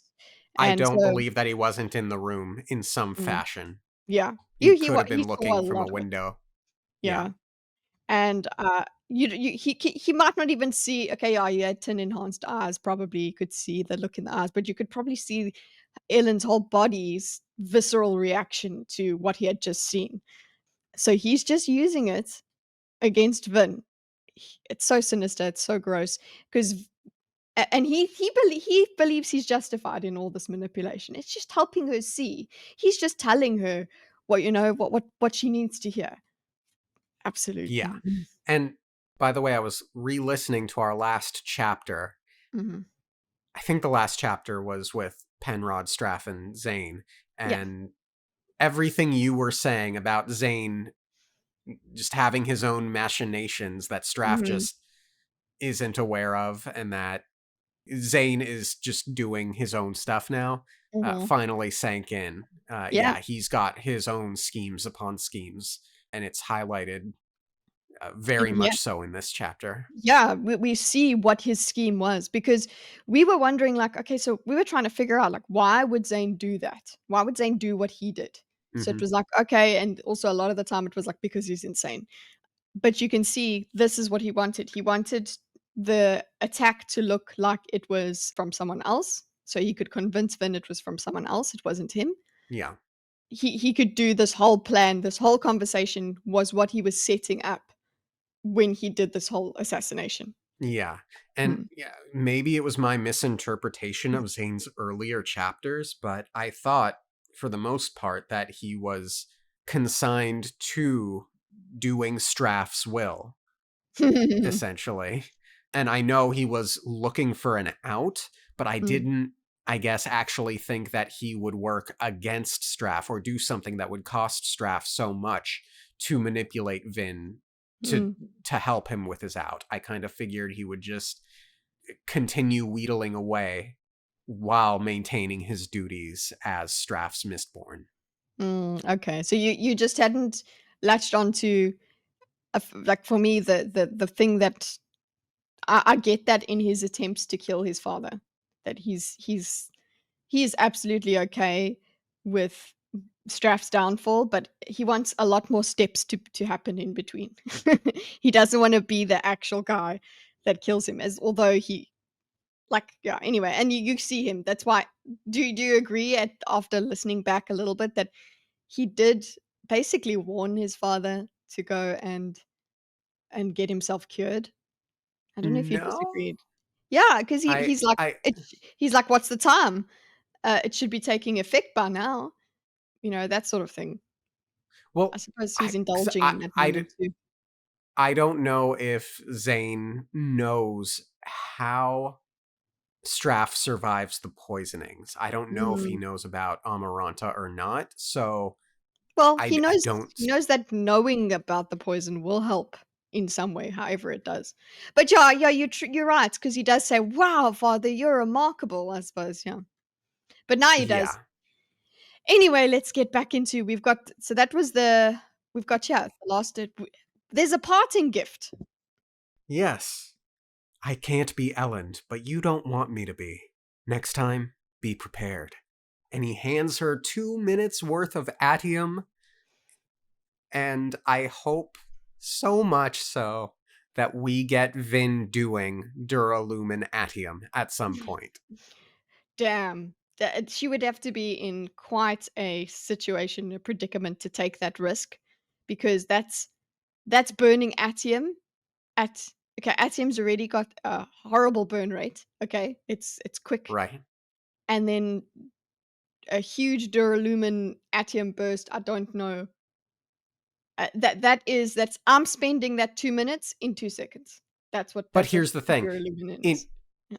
I imagine kind of two different things possibilities because my presumption has been that the Lord Ruler was burning Duralumin powered atium to stop the deepness, and in my imagination, that's like him freezing the world from Mhm. progressing in a sense. So Mhm. to a point, I wonder if, and this is the second thing, if it's going to turn her into the Flash, and she like goes into the Speed Force, and so to her, 2 minutes is like 10 years or Okay. something. That would be a remarkably big exaggeration. I don't suspect it would be like 2 minutes to 10-year ratio, but Mhm. something like that. But ultimately, the Zane gives the reasons. Set may send other assassins. You're giving it to me? Just keep yourself safe. And then he hops out into the mists. Mhm. Very dramatic. I did feel like he look, all the manipulation aside, the fact that he says, "Just keep yourself safe," and jumps out, I'm like, yeah, he's really cares about Vin in his insane way. That's the reason he's manipulating her because he wants her. It's it, she must be his because he's so broken and damaged and he wants to hold on to something. Just Yeah. because I understand it doesn't mean I'm okay with it. Yeah, I will note there that said Zane does care about Vin in his insane way. Okay, that's me noting. Fine, Zane, you do care about her, but you're not good for her. And hey, you know what? She's good for you in that you need to realize that she's not just what's in your brain. She's a whole person, and you need to come to terms with yourself as well. Anyway. Yeah. So we get the setup paragraphs in which Vin does not like being injured, and she reflects on how, even though she's growing to be more like the rest of the crew, she still feels as if someone will take advantage of her if she appears in a weakened state. And then that, I think of like rabbits and squirrels, prey Mhm, animals that don't reveal their sickness mhm. until their sickness is like unhideable, Yeah, true. Until it's prey animal. Yeah. which is a great microcosm of Vin, who likes to pretend she's demure. Mhm. But yeah, that's the other way around. That using Yeah. that yeah. So just the reveal when you reveal your weakness and your strength, the timing of your revelation timing Yes. is important. There we go. And Vin notes that Tindwyl and Sazed have been spending an awful lot of time together. Whatever happened to those two hating each other? I barely get to see him. I thought that was cute. I thought it was cute as well because it's like, you know what? When your friend gets a significant other, I suppose for the first time as well, it's like, listen, that is the most important person to them. They're gonna see that person more than anything else. So you're not gonna see him as much as you did before, Vin. That's just how it is. I think it was a YouTube short, but it might have Mhm, been a sketch comedy like mhm. SNL or something. I don't remember. But the premise was something like when your best friend gets a girlfriend, and it's these two buddies sitting on a couch, and one of them says, "Hey, so I got a girlfriend," and then he fades away. And then it's like 6 months later, and he fades back into the couch and was like, "Yep, so I broke up with her," And then or he comes something to back, that effect. and then they Yeah. carry on. I don't think that that's gonna happen with Sazed, but, they have to recalibrate. Look, they gotta do, like, this honeymoon thing at the moment where they spend all their time together and they nerd out crazy, and then they kind of have to settle into life normally, and that's when you become friends with the couple, and that's fun too. So, just wait, Vin, it's fun. That's love. I put there. But also, the way that she thought it's quite funny. Vin was wrong about these people, about their relationship. Usually she's very insightful and she's intuitive and she picks up on n- things very quickly. She didn't pick up Right. that they didn't hate each other. She But thought to that. be fair, Hmm. she's been very elephant brained about Yeah. Tindwyl. Yeah. No, she has properly I understand that, but, that's I'm just noting that that's why, that she did. She was wrong about it. She's been thinking of Tindwell in a certain way. Yeah, And it uh, clouded her judgment, is what you're yeah. saying. Yes, It's true. exactly. Clouded Vinsights. There we go. That's the thing. She actually didn't realize, which is it's I like her being wrong. I don't want her to be right about absolutely everything. It's boring. How cute Agreed. was this? Okay, so you've put just here in terms of these paragraphs, right? So see, Orosir visits Vin, and he's a dog again. The way that it's like so mysterious because the door opens and you don't see anything, and and Vin's like takes in her. She was very happy that she took her daggers out because she was like, okay, yeah, this is look at me, I'm back on track because now I'm alert. And then it's just this dog's head coming I loved that scene. Now, honestly, it was so cute to have that just reveal of it. Paparoo is in the room. Yeah, so cute. And Vin says, You're wearing another dog's body. "Of course, mistress. What else would I do?" I don't know. When Ellen said you'd had him get you a body, I assumed that you'd asked for a human. I mean, everyone saw my dog die. "Yes, but it will be simple to explain that you got a new animal. You are expected to have a dog with you now, and so not having one would provoke notice." I get that. I look, it's kind of like, listen, Orissa, you wanted to wed. We get to the point So where he much does so. admit it, We but knew this. yeah, this is not a good enough example or good enough reasoning. But yeah, it's easier to have uh, to keep getting dogs than to just have a new person around all the time. People are a lot Yeah. will be a lot less interested in, "Oh, she's just got another dog," because that's what people do, right? But what I was thinking is like, "Listen, these dogs need to behave a little bit differently every time. Have fun with it, okay? Uh, have a bit of like every time that there's a new dog, have a bit of training go along and things like that, because they can't just always be because somebody smart enough will notice that this dog is just freaking perfect every time. Every single time it's a wolfhound and it's perfect. There's something up with that. Yeah. And it's a good enough secret to put some effort in to keeping it. Yeah. Yeah. And so later on in the chapter, it basically comes out that he likes the dog's Mhm. body.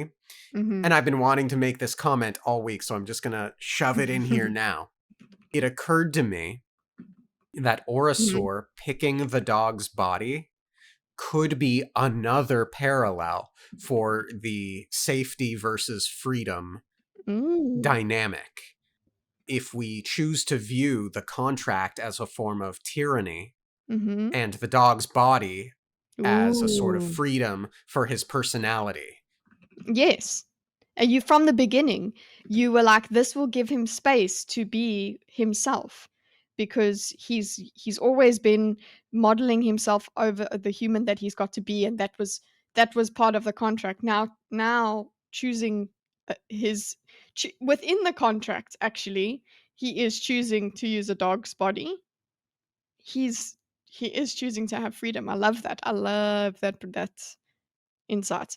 So choosing a dog, yeah, body equals choosing. And then I wrote to myself another note, and I don't remember if it was prompted by a specific line or not, Mhm, so I'll add it here as well. I wrote voluntary servitude, forced slavery, again, freedom v safety. I think mhm. that is in reference to some of the Condra lore that we get Yes, and how yes. they chose the contract Mhm, instead of essentially being forced to die out or fight for their mhm.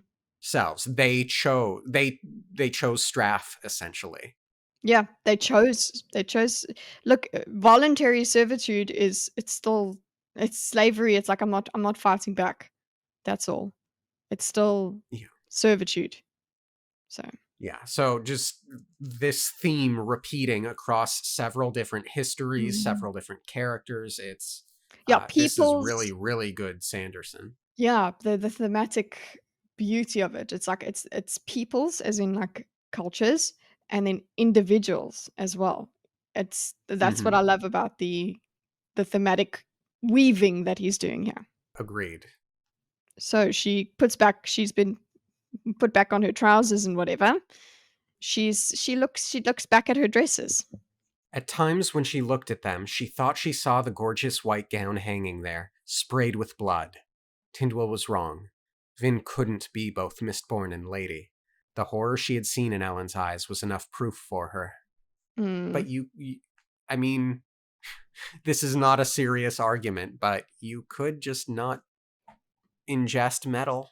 Just putting that out there. You could give up Mistborning. You don't have to. I don't think you should, but Mhm. just putting that out there. No, Anyway, yeah, you can't not be misborn. That's not even an option. So, this is who you are, Vin. yeah, exactly. That's who she is. She can't let go of misborning ever. Which is, you know what? Think about that, Vin. That means you can't let go of yourself. You can't let go of who you are. So, does that maybe mean that who you are is valuable intrinsically? Oh my goodness. Let's go with that. But no, we won't. Yeah, just, obviously the symbol gowns and uniform theme, basically. But, like, Yeah, what you wear having something to do with who you are. Um, that they're not just costumes, that there are choices you make about how to show yourself to the world. And obviously that, the white, remember, didn't we have the Lord Ruler wearing white and things like that? She wore white, and then now it was just stained with blood, so now she is no longer pristine. She is the gown itself. mm-hmm. Vin is the gown, she's tainted. Damaged. Yeah, Vin is the gown, she's tainted. Tainted, no longer beautiful. It was gorgeous, and now it's just gross, and everybody everybody saw, you know, what she really is. Right. So then, You didn't need to take a dog's body, Orisa. I'd rather that you were happy. It is all right, mistress. I have grown fond of these kinds of bones. I should like to explore their advantages a little more before I return to human ones. There you go. Okay, it's as close to him admitting, "I am happy as a dog," as we're gonna get. Yeah. Okay? "I'm happy with the dog's bones," "I've grown fond of these," is as close as he can get. Because she's like, "I'd rather that you were happy," instead of him saying, "I am happy, mistress." He just goes, It's all right. I've grown fond of these bones. I should like to explore their advantages. There you go. Very proper. Playing it cool. Yeah, playing it cool, but it's like, you know what? You're embracing being an individual. You're embracing being yourself. Yeah, again, it just he's choosing. Won't admit it. He doesn't exactly. He's actually happy in the Yep. dog bones.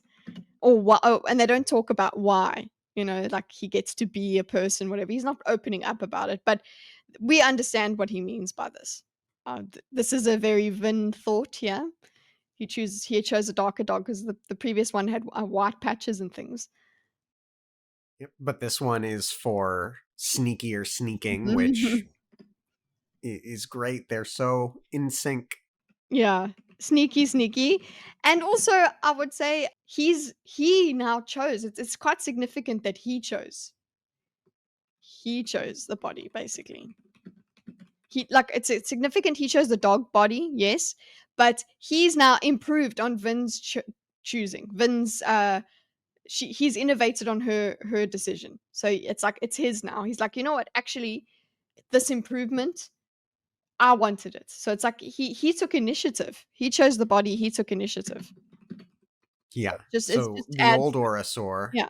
or the real Orosaur, probably would have picked like a puppy or something instead and, of a and be like, big dark wolfhound. yeah, exactly, just to be maliciously compliant. So now, yeah, Orosaur is, this is a great. I love this part. me too. Yeah. He is adamant that he didn't break his contract. Which makes sense. I mean, you would I don't expect him to break it. Look, it was difficult enough for him to break it or to, jump in at that time. But then afterwards, I completely think he would just be coping. So here is his cope. Yeah.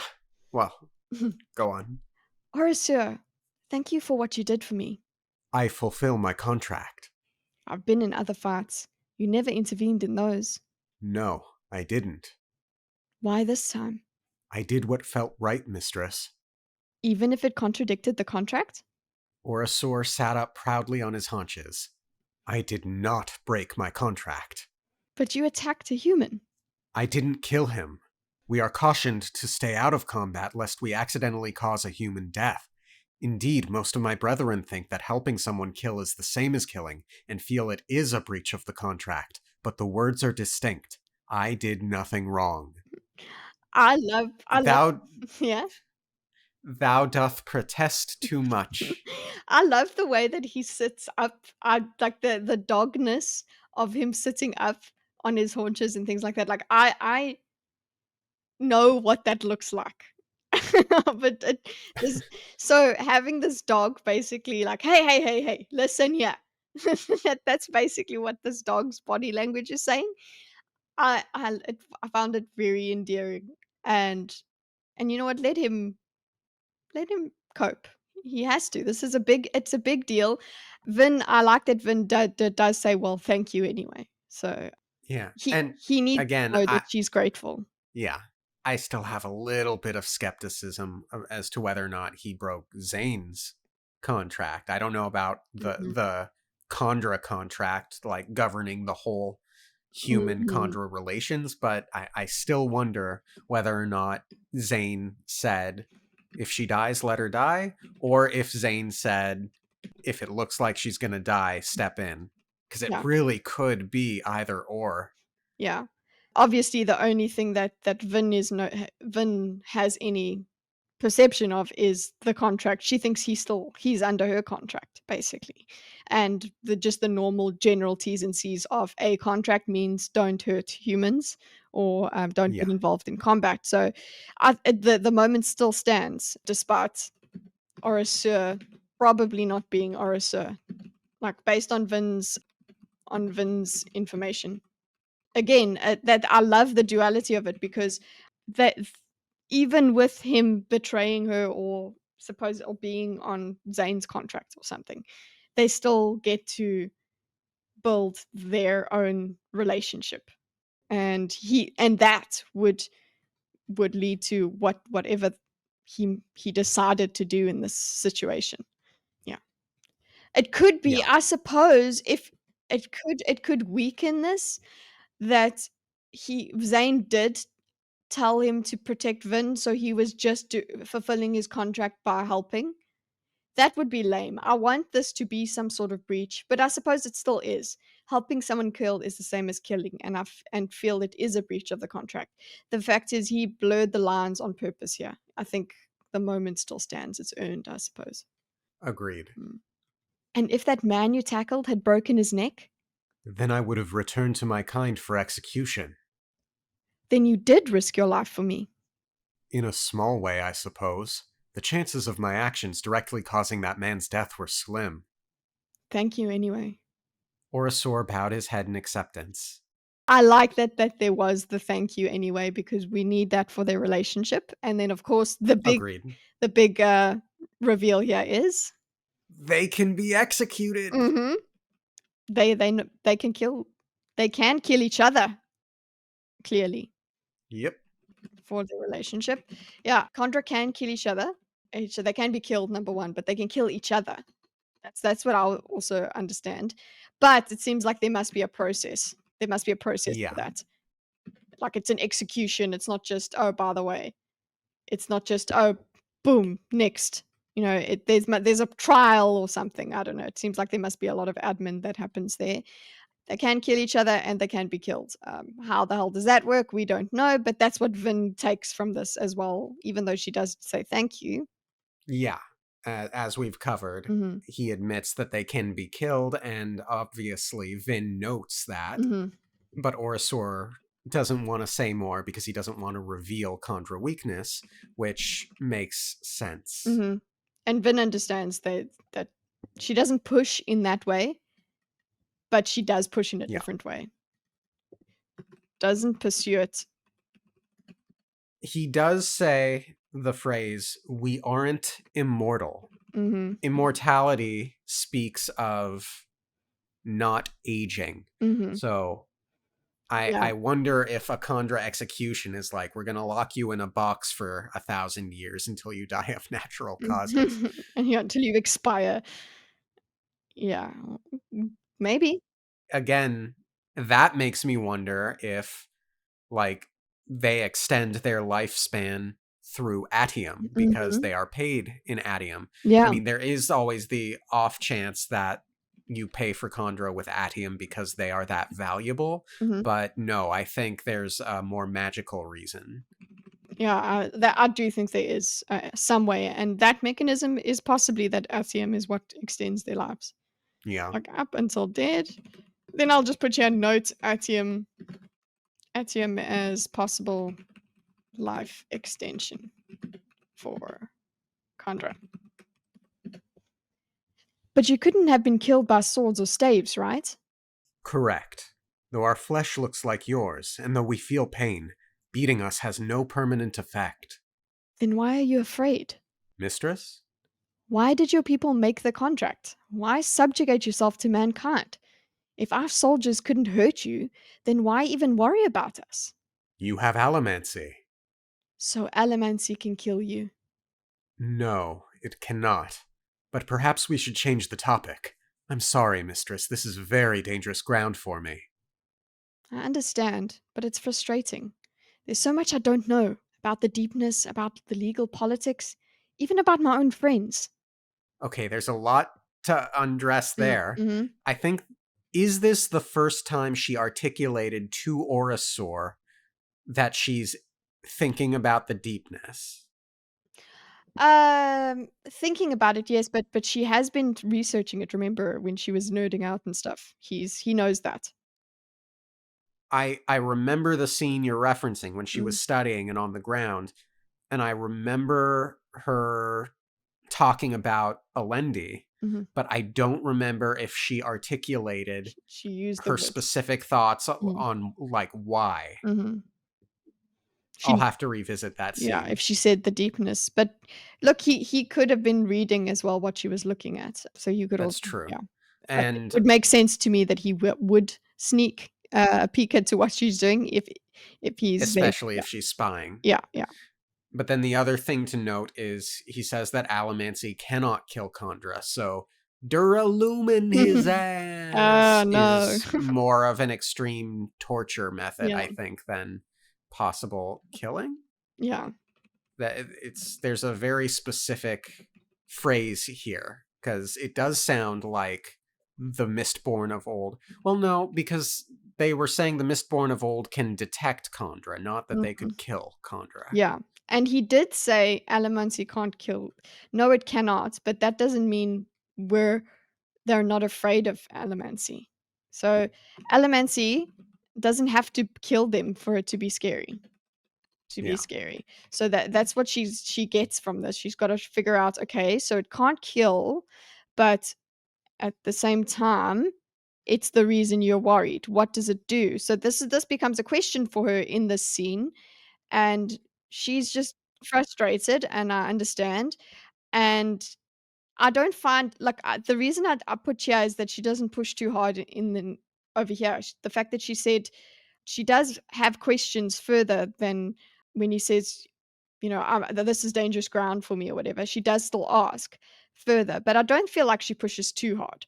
She's just musing. It's like she's just thinking about it out loud. And then he's the one that has to be like, listen, okay, we're done. That's it. We're not talking about this anymore. So then I think that just also sets up the frustration, the reason that she goes into doing what she does do. It makes us Yeah. understand why she does it without considering the consequences, without talking to him about it, anything like that. She's just trying. And then she considers that Demio or Doxin are the likely candidates still, Yeah. and And she then considers holding them for a time, which could be an alarming move. I'm just writing could Duralum their ass. But anyway. Yeah. I suspect that Orasor would be very off-put Mhm. if Vin duralumined their ass, because she suspected that they were Khandra. Yes, but he wouldn't be able to say Especially, why. no, I think you would be able to say, like, this caused me pain, No, no, mistress. no, no, no, Are no, you no, no. really I'm saying prepared to? no, no, no, no. I'm not. If she didn't do this now, if she didn't do what she does in this scene, and she didn't know about Duralumin and Right. right, so then she said, you know what, I'm gonna Duralumin their ass, and he would be like, that's not a great. I don't know, mistress, but he can't say to her no. That's what I mean. Yeah, but she was going. Orasor doesn't know about duralumin. She has not Mhm. illuminated that bit Yeah, of knowledge to him, yeah, true. which I think I'm is happy. a saving grace in terms of it's Dogasaur, isn't it? Mhm. But the point I was making is, now that she knows, and now that Dogasaur knows she knows, he Mhm. would be off put, I think, Oh, at yeah, the absolutely. prospect of her doing it. It's like basically, "Oh, yeah, mistress, you're going to torture possible other Khandra, or you're just gonna torture other people with the Duralumin." I feel like a Duralumin push is different. A Duralumin emotional push is different for a human. It's way more painful for a Khandra, as we see, Mhm. but either way, he would be off put. I agree. So I like that he does continue though talking. He does Yes. he does say, like, she's like, "Oh, I'm so frustrated. I don't know things." And then he's like, "Okay, Perhaps there are some things I can speak of, mistress, if I am careful. What do you know of the origin of the Khandra? nothing." We did not exist before the Ascension. Yeah. So he does, That you know of? yeah, that we know of. And they're not going to be explained like, this is how we created you, I Yeah. suppose. Maybe that I don't think that occurred, because it seems like there were these creations, but they were subservient from the beginning. They weren't his children, really. They were just his No. tools. But yeah, I took this as he does trust her. He does want to help her. He does Agreed. want to give her information. He wants to help with the frustration. Yeah. And also, he's your friend, yeah, because I don't know anything about my friends. He's a friend. Yes. Also noteworthy, if they didn't exist before the Ascension, it's probable that they do not come from other worlds, which has been a theory of mine Okay. Equals in not terms of the from- Cosmere. Yeah, other Cosmere worlds. Okay. Yeah, you did have that. You did have that theory earlier on. You mean to say that the Lord Ruler created you? That is what our lore teaches. We are not certain of our purpose. Perhaps we were to be Father's spies. Father. It seems strange to hear him spoken of that way. That was a what did you feel? That was quite a revelation to me. Just it was very strange for the way that they are. I know that the Lord. It's not like wow, the Lord Ruler created them. I understand. Well, that wasn't the shock. It was the way that they call him Father at all. I was with Vin there. Like that's weird. Yeah, I wouldn't have thought to do that, but okay. Yeah, them even though I can yeah, so what I'm trying to say is even though I can accept that the Lord Ruler created them, the word father is weird. Yeah. He's not the father of Alamancy either. Like it just you don't associate that word with him, but Orosur does speak further. Yeah. But I will say from this conversation, I'm very eager to see what the Lord Ruler actually did and did not do. And Yeah, I and hope we how? get to know Yeah. more. Yeah. Yeah. Well, Vin has some specific thoughts on that Mhm. later on. Very specific thoughts, but we'll get to Yeah. that. The Lord Ruler created us, mistress. We are his children. And I killed him. I feel like I should apologize. Just because he is our father does not mean we accepted everything he did, mistress. Cannot a human man love his father yet not believe he is a good person? I suppose. Khandra theology about father is complex. Even for us, it is difficult to sort through it sometimes. So with this, just a little parallel here. Cannot a human man love his father yet not believe he is a good person? That's like Zane. And Elend. Yeah, Zane and Elend. They somehow. Well, actually, I think Zane more than Elend. Elend does not. Elend's over his father. I feel like. I Uh, agree. I agree. yeah.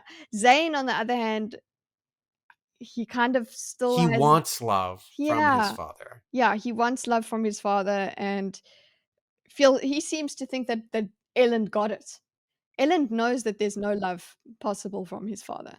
Zane Yep. is kind of like, I didn't get it because I'm not Elend. It's like, no, there's no love from Straff at all. You're never gonna get that. But yeah, I felt like that was just a little nod towards Zane Agreed. and Elend and Straff there. And then also maybe a little bit of a nod thematically towards loving someone yet not believing they're a good person, that sort of thing. Maybe Zane is doing that with Vin. He doesn't think she's a good person. He thinks the reason that she does anything good is because of Ellen. So she's just as crazy as him. Anyway, thematic shenanigans. Yes. And then Vin finally asks the very most important question that we've all wanted to know, or at least I've wanted to know. Yeah, and she's been quite distracted with a lot of things, but I guess asking a question shouldn't take that much. It shouldn't be that taxing, especially one like this. Orisia, how old are you? Old. Older than Kelsia? Much. But not as old as you are thinking. I do not remember the Ascension. That's interesting that he says, I do not remember the Ascension. It's like, Yeah. he doesn't say I wasn't alive around the Ascension. He says he doesn't remember the Ascension. Right. And I mean, I had taken it to mean that he was born after the Ascension, but yes, I do very much see the distinction that you're making here. Yeah, why didn't he say I wasn't around for the Ascension? He doesn't say that. He says, I don't remember. So what was he, a Mistwraith at that time? Maybe. Maybe the Lord Ruler really did elevate the Mistwraith's consciousness. But even if Orosor isn't as old as the Ascension, if he was born a decade or two or 100 after, I want to know what old man Orosor does know. Was he around for the conquest? What could he tell Sazed? And then What I jumped does to my next thought. you remember? Yeah. Yeah, Yeah. what does he remember? But then I jumped to my next thought. thinking way, way ahead, Mm-hmm. what if we get Orasur in the Mistborn modern era? Orasur in the mist. Okay, what does he do there? I don't know. I'm just excited to see Orasur Because he presumably can live. decades after. Yeah. Yeah, he can live until then. Yeah. That'll just be very exciting. It's like when you Mhm. watch The Legend of Korra and you see old man Zuko and old lady Toph and what have you. It's like, hey, I know those characters. They're so They old now. I didn't care for Legend of Korra. Oh, well. I haven't watched it. Why tell me all of this? Because of your original question, mistress. Why do we serve the contract? Well, tell me, if you were the Lord Ruler and had his power, would you have created servants without building into them a way that you could control them? Vin nodded slowly in understanding. Right. So this is the whole reasoning we've Backdoor. been. Hey. Yeah, it's Backdoor. a kill switch. Something that you it makes sense. Vin, I think, could have come to this conclusion herself, but she's also been distracted. So it's nice that she gets it through Orasur, and Orasur is helping her get to this conclusion. I honestly think so. I think this is part. It's more trust from Orasur. Yep. He's taking some big leaps. Is it possible that Orasur didn't know about the attack and so he did help Vin in his own volition, and he's like, okay, Zane is prepared to actually try and kill her now, so it's Mhm. time for me to help her since I've grown to like her? Yeah, maybe he didn't know. So I'm putting that know about the attack because that's all up for question. We don't know how much he knew or what he was instructed to do. So yeah, but I'm just thinking, did this just adds to the moment we have later on because he's opening up to her. Yes, he's opening up her curiosity, but and she's not thinking about what she's gonna do. She doesn't consider the possibilities. So this makes it even more painful when it does happen because he's trusting her at this point. Father took little thought of the Kondra from about the 2nd century after his ascension. We tried to be independent for a time, but it was as I explained. Humankind resented us, feared us, and some of them knew of our weakness. When my ancestors considered their options, they eventually chose voluntary servitude as opposed to forced slavery. Okay, so there, yeah. I guess that was what my note was about. It's another layering of the theme. Yeah, theme of safety versus freedom. Absolutely. It's still slavery. So it's voluntary servitude is voluntary slavery. He just Yeah. said servitude. It's just a little bit. It's a little semantic twirling that we do to make ourselves feel better, but it is still slavery. It's just that the word forced is different. They're forced by that they are still forced by these humans knowing the weakness. Yeah. It's still forced. It's just more subtle. He created them.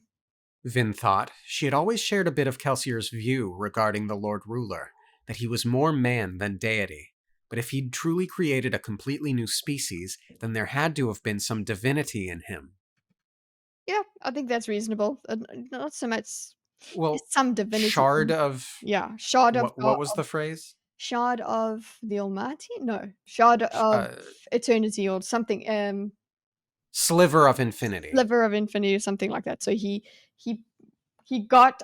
I'm with Vin on this that he didn't suddenly become a deity. He just had deity powers for a certain amount of time. I don't know if the real hero of ages would have gotten a different kind of power. Yeah, well, presumably. So the prophecy is supposedly says something to the effect of the hero will be able to fulfill the wishes of his heart Mhm, or have one wish or mhm, something. mhm. So, yeah, presumably he had a limited amount of time in which to, and this gets into the next segment, with which to utilize Mhm. infinite cosmic power. Yeah. That's what I'm saying. Like, does the real Hero of Ages get more powerful longer, or is it just that they would use it better? It's the same. It's the same I perk. think it's They use just it use it better. better. Yeah. Or is Yeah. it? Or is it use it better? And that's what I'm Yeah. thinking. The power of the Well of Ascension. He took it for himself, but it didn't last. It must have run out, and quickly. Otherwise, why would he have needed armies to conquer? Okay, good. Excellent thought. Yeah, more. This is the kind of thinking Vin just hasn't had time to do. So, Right. I'm okay with her only coming to these conclusions now. It's because she has not been sitting still. Yeah. Also, just another thing to note is that she still hasn't said anything about about Zane to Elend. Yeah. Yep. Hello. Good note. Still, look, it makes even more sense now because there's this weirdness between them. But just another note, like this day 300 and something of her not not telling Ellen about Zane, anything about Yep. Zane, really. Like, oh, by the way, you have a half brother. I know that that's quite a big thing to dump on him. So, Yeah. Shame on you, mm. Vin. Yeah. So good thinking. I understand. She would have done this earlier if she had more time. Yeah. And so I imagine Rashek, given the opportunity, would wish for something like the power to stop the deepness and Mhm. dominate. Whereas, Dominate. Yeah. whereas Vin would wish for something like the power to protect my friends or for the deepness to not destroy the world. And those are two different mindsets, presumably going into making a wish. Mm-hmm. Yeah. CLR wished for Dominate.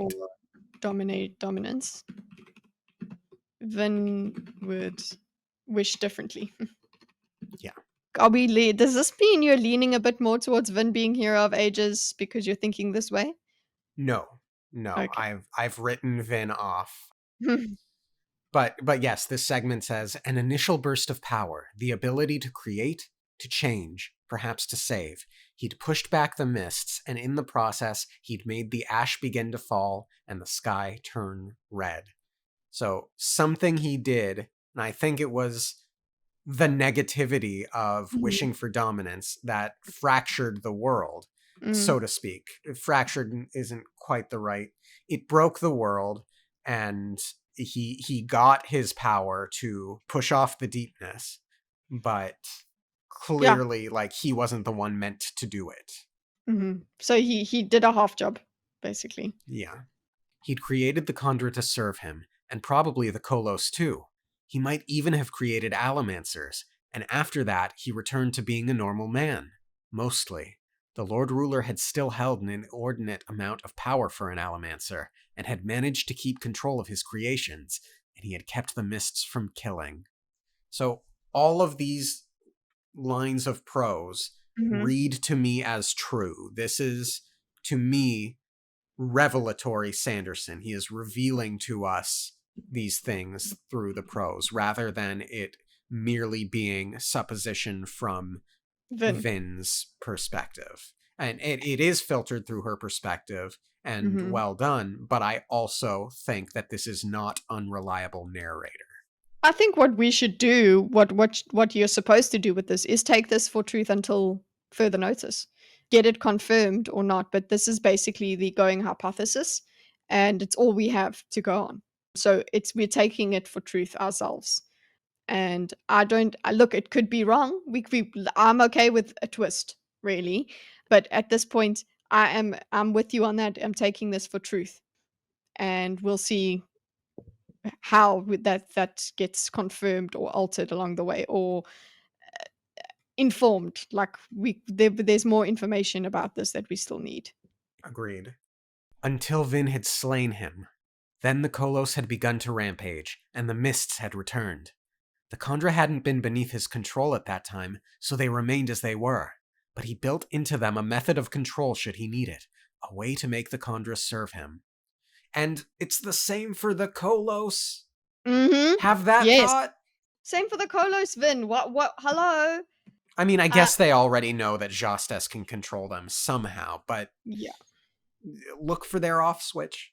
I don't know if they know how to control the Kolos the way the Lord Ruler did.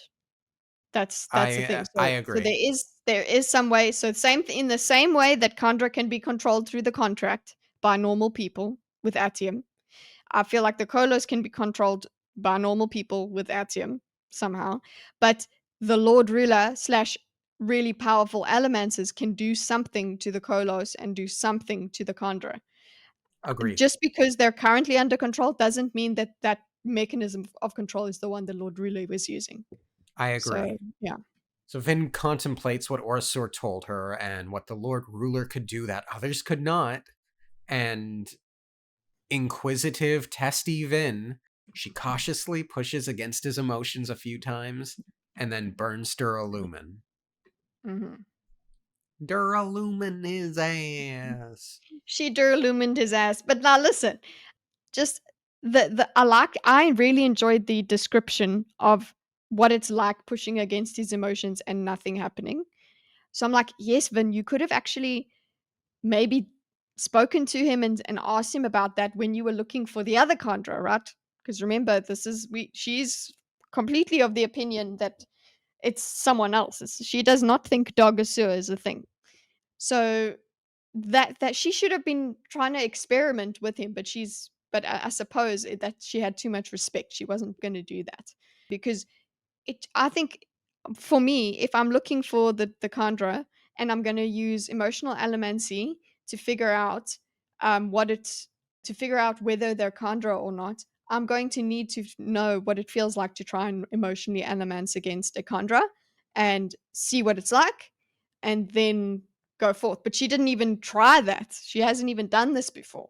Yep. And then she does it. So she cautiously pushes. And also, I just think she obviously looks thoughtful while this is happening. And poor Orasur is just like, are you just looking at me? Yeah. And then impulsively, she burned Duralumin and tried one final massive push. Why did it have to be massive? Like, Well, presumably anything done with Duralumin is massive. yeah, I don't know. Could it be a gentle? Did it have to have been such a huge push? Orasur immediately let out a howl of pain, so bestial and unexpected that Vin jumped to her feet in shock, flaring pewter. Orasur fell to the bed, shaking. This was so difficult to read. I felt so bad. I felt so horrible for him. Yeah, Orasur, she said, dropping to her knees, grabbing his head. I'm sorry. Said too much, he muttered, still shaking. I knew I'd said too much. I didn't mean to hurt you. She apologized, and, she grabs his head. She cares Oh, so much yeah, about Orasur now. she really didn't mean to. She would remember, she just earlier on she woke up and she's like, "Where's Orasur?" And she was Yeah, worried about him. So she does. She really does care about him. She really didn't mean to hurt him. she probably just thought that she would influence his emotions, not that it would cause him pain. Yeah. She didn't know. She was being silly, but she didn't know. Yeah, and I don't think that Orasur is going to hold this against her. I don't think so. Yeah. Maybe Vin is going to hold it against herself a lot more than he will. Yes, Mm. agreed. The shaking subsided, and Orasur fell still for a moment, breathing quietly. Finally, he pulled his head out of her arms. What you meant is immaterial, mistress. The mistake was mine. Please, never do that again. I promise. I'm sorry. Yeah, it's all cool now. Should be so sorry. I don't look. I think he's disturbed because of what he does here. You shouldn't even this thing over here. He's properly disturbed. But I don't doubt that Vin will never do it again. Vin means it. She Agreed. really did. She did mean that, and he says the mistake was his. So this also does lend towards okay, mistake was his. I don't want him to be the mistake was trusting her. It was I don't know. I don't want him to take the I don't want him to be like, "Oh yeah, I shouldn't have trusted Vin." Yeah, I don't want him to regret trusting Vin. agreed. So I don't know, but well, you're saying, yeah, he will take it. He won't take this that badly. I think he'll get over it. Correct. I'm in Yeah. agreement, but yeah, initially he might be going, oh, I shouldn't have trusted her. It'll be so cute if Vin tries to then take care of Orasor while he recovers. I don't know how long this is going to take for him to recover. True. He shook his head, crawling off the bed. You shouldn't even have been able to do it. There are strange things about you, mistress. You are like the Allomancers of old, before the passage of generations dulled their powers. That is such a big reveal. They used to be so much more powerful. I mean, it's not unreasonable to presume that the Lord Ruler eliminated knowledge of various metals. So Yeah. Okay. Yeah. True. Elimination of certain metals. Yeah, it's been bred out of them. yeah. So we agree that whatever the Lord Ruler did resulted in allomancy, but it seems like it resulted in allomancy for, I won't say everyone, but different, like all over the globe, so to speak. And it was through a millennia of hard work and effort and conquering and eliminating information that he restricted those abilities. Yeah. And you wrote Wheel of Time. Why is that? Because in the Wheel of Time, the magic as well, the ability for magic to be used has also become dulled over generations, and it's been bred out. So it's the same sort of mechanism there. I enjoy the parallels. It's not like it's only it's an idea he took from Wheel of Time. It's like Wheel of Time. Excellent. I'm sorry. Vin said again, feeling helpless. He saved my life, nearly broke his contract, and I do this to him. Orasor shrugged. It is done. I need to rest. I suggest that you do the same. End chapter. End chapter. But for me, that what this makes me do is Vin is gonna add this, add this to her monster list. Don't do that, Oh, Vin. she's a monster. You didn't know it was an accident. You learned and you won't do it again. Yeah, you learned and you won't do it again. But she's gonna be like, look, I'm such a horrible. I look what he said about me. He said that I shouldn't have been able to do it. That like I'm a monstrosity. She's just gonna add that to her psyche. That's what I'm expecting. I believe it. And that's it. I liked this chapter quite a lot. A lot happened. Yeah. A very consequential chapter, very emotional. And oh geez, that poor Orisa. Poor Orisa. Yeah. Oh, hug your dogs, everybody. And we'll see you in the next one, I suppose. Yes. Thank you all for tuning in then. Have a great rest of your week. Subscribe to that Don Kitte if you get a chance. And we'll see you next time. Okay, thanks, bye. Bye.